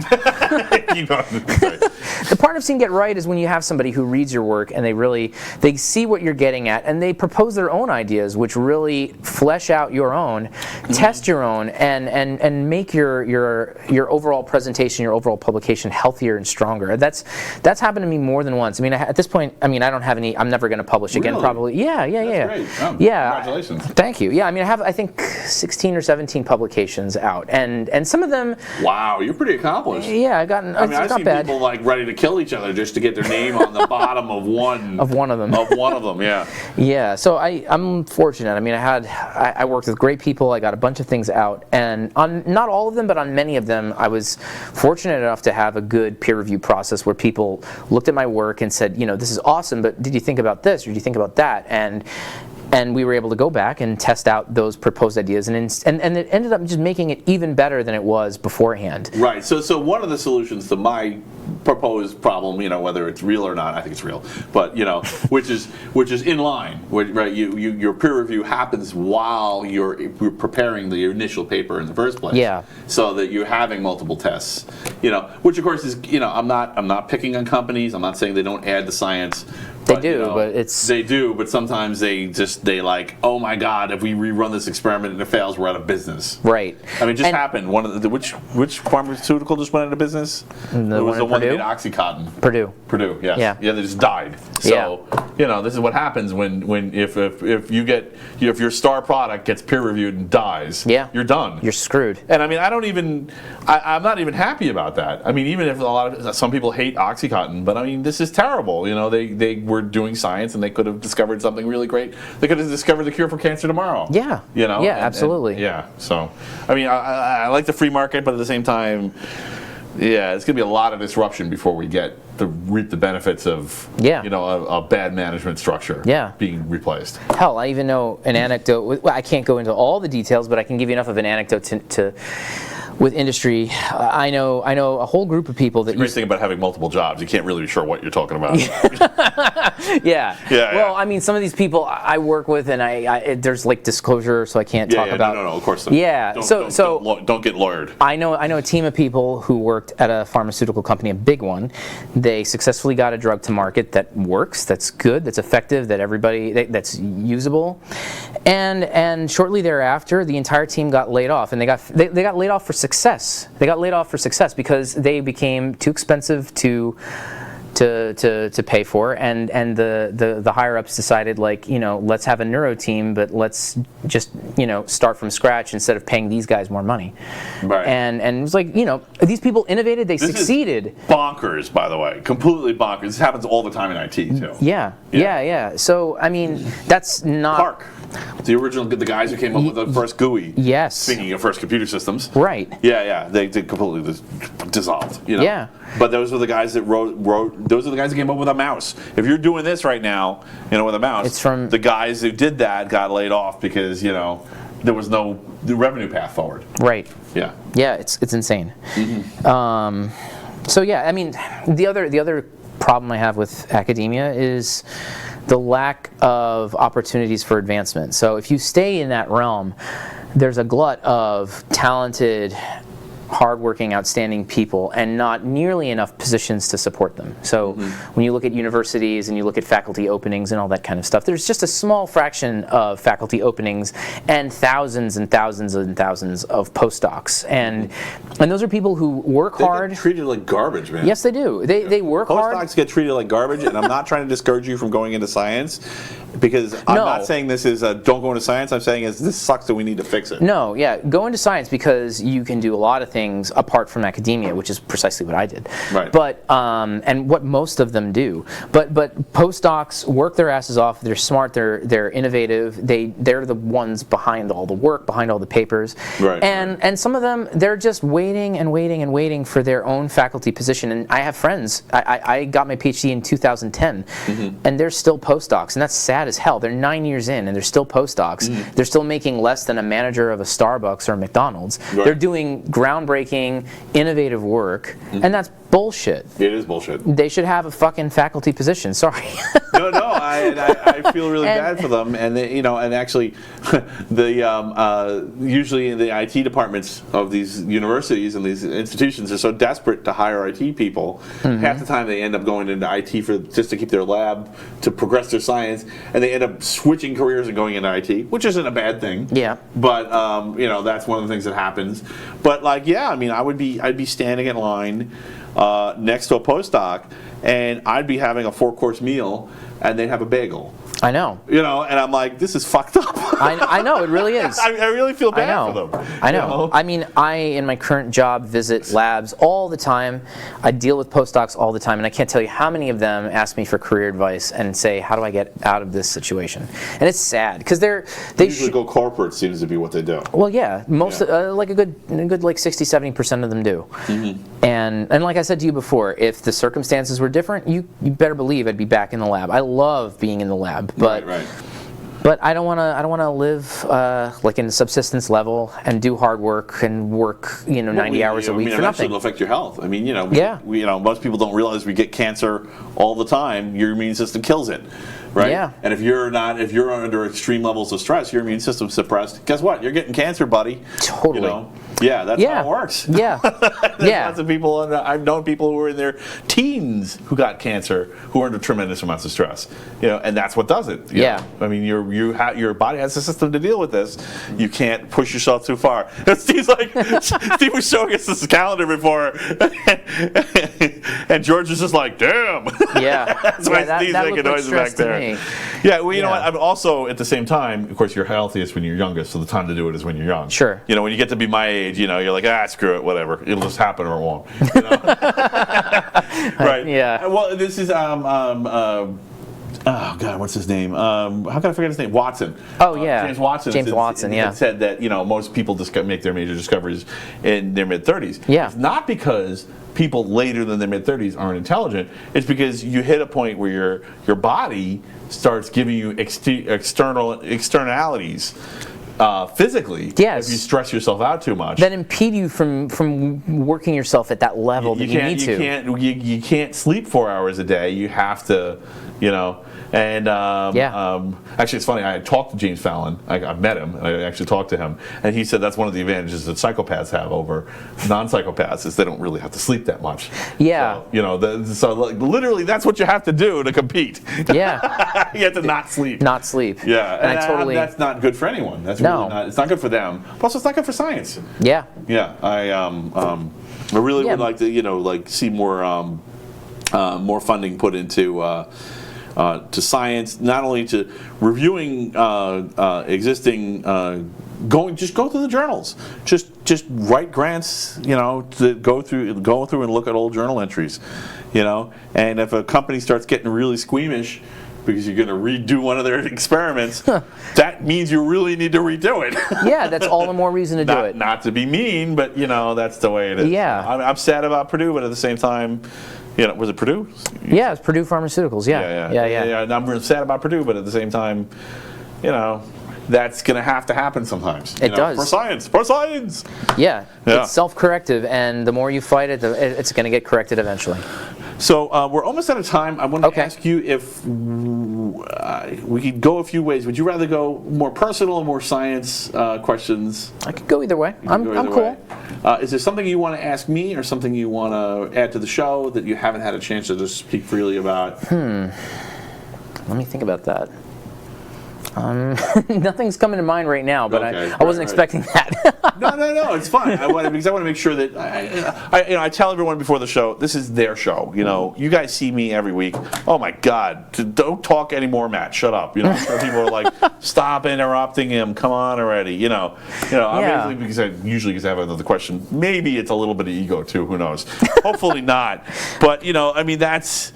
I don't want to block you from expressing I guess something you need to. I guess now that I've had a little time to think, I think one thing I'll go on about a little bit is the fact that going back to the video game stuff and the retro repair and restoration and stuff like that. Mm-hmm. I definitely try to encourage people to not be afraid to dip your toe in the water and try it out for yourself and see what you can do and don't feel like this is just the realm of someone who's like an expert or that this is like something inaccessible or something like that because it isn't. Nice. It really isn't. Yes. I mean, I didn't know. That's like the message of the show, man. Yeah, I mean really, it is. Don't be discouraged. Don't let people dissuade you from participating. Right. Even if all you do is this, you did this. You did it. No one else did that. Exactly. Yeah. Right. I don't want to be the only guy on Long Island fixing everybody's stuff. I don't. I don't. You don't scale, huh? No. There's too much out there, and it's important work. If you're passionate about electronics, if you're passionate about computer history, video game history, this stuff isn't going to last forever. The longer it can be kept going, the longer future generations can see it. I can't fix all of it, and I don't want to be the only person fixing all of it. I want to teach as many people as I can how to do this stuff, and I want people to also, who don't know me, to not be afraid and to go out there, experiment, and try. I mean, that doesn't mean like just blindly trying crap. Because that's not what I do. I follow a method. I study, I research, I use my scientific process to do what I do. Mm-hmm. But by all means, don't be afraid. Ask questions, read up on things. If you've got some old video game system or old retro computer from your childhood that's not working, it can work again. It's entirely possible. I mean, nothing's impossible. And so, that's probably one of the things I would say to the audience. Yeah, that's a great thing. I got into an argument with one of my friends. He was young. It was really funny. I was telling him, I could figure out how to punch the world in half if I wanted to. And he was like, that's ridiculous. And I didn't even know about this at the time, but, so I'm going to stand on the shoulder of giants. Forget what I said. That's dumb. Archimedes is like, just give me a place to stand. I'll move the world.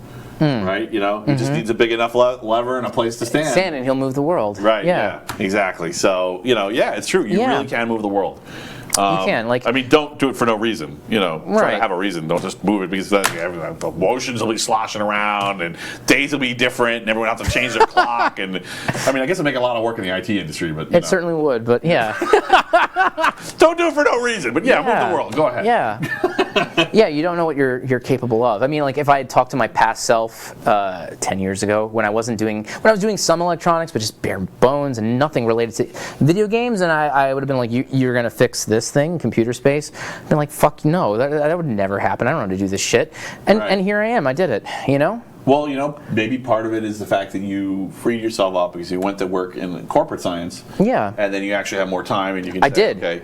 I couldn't have done this when I was in the lab because I was in the lab. I was doing like 12-hour work days, working weekends. Right.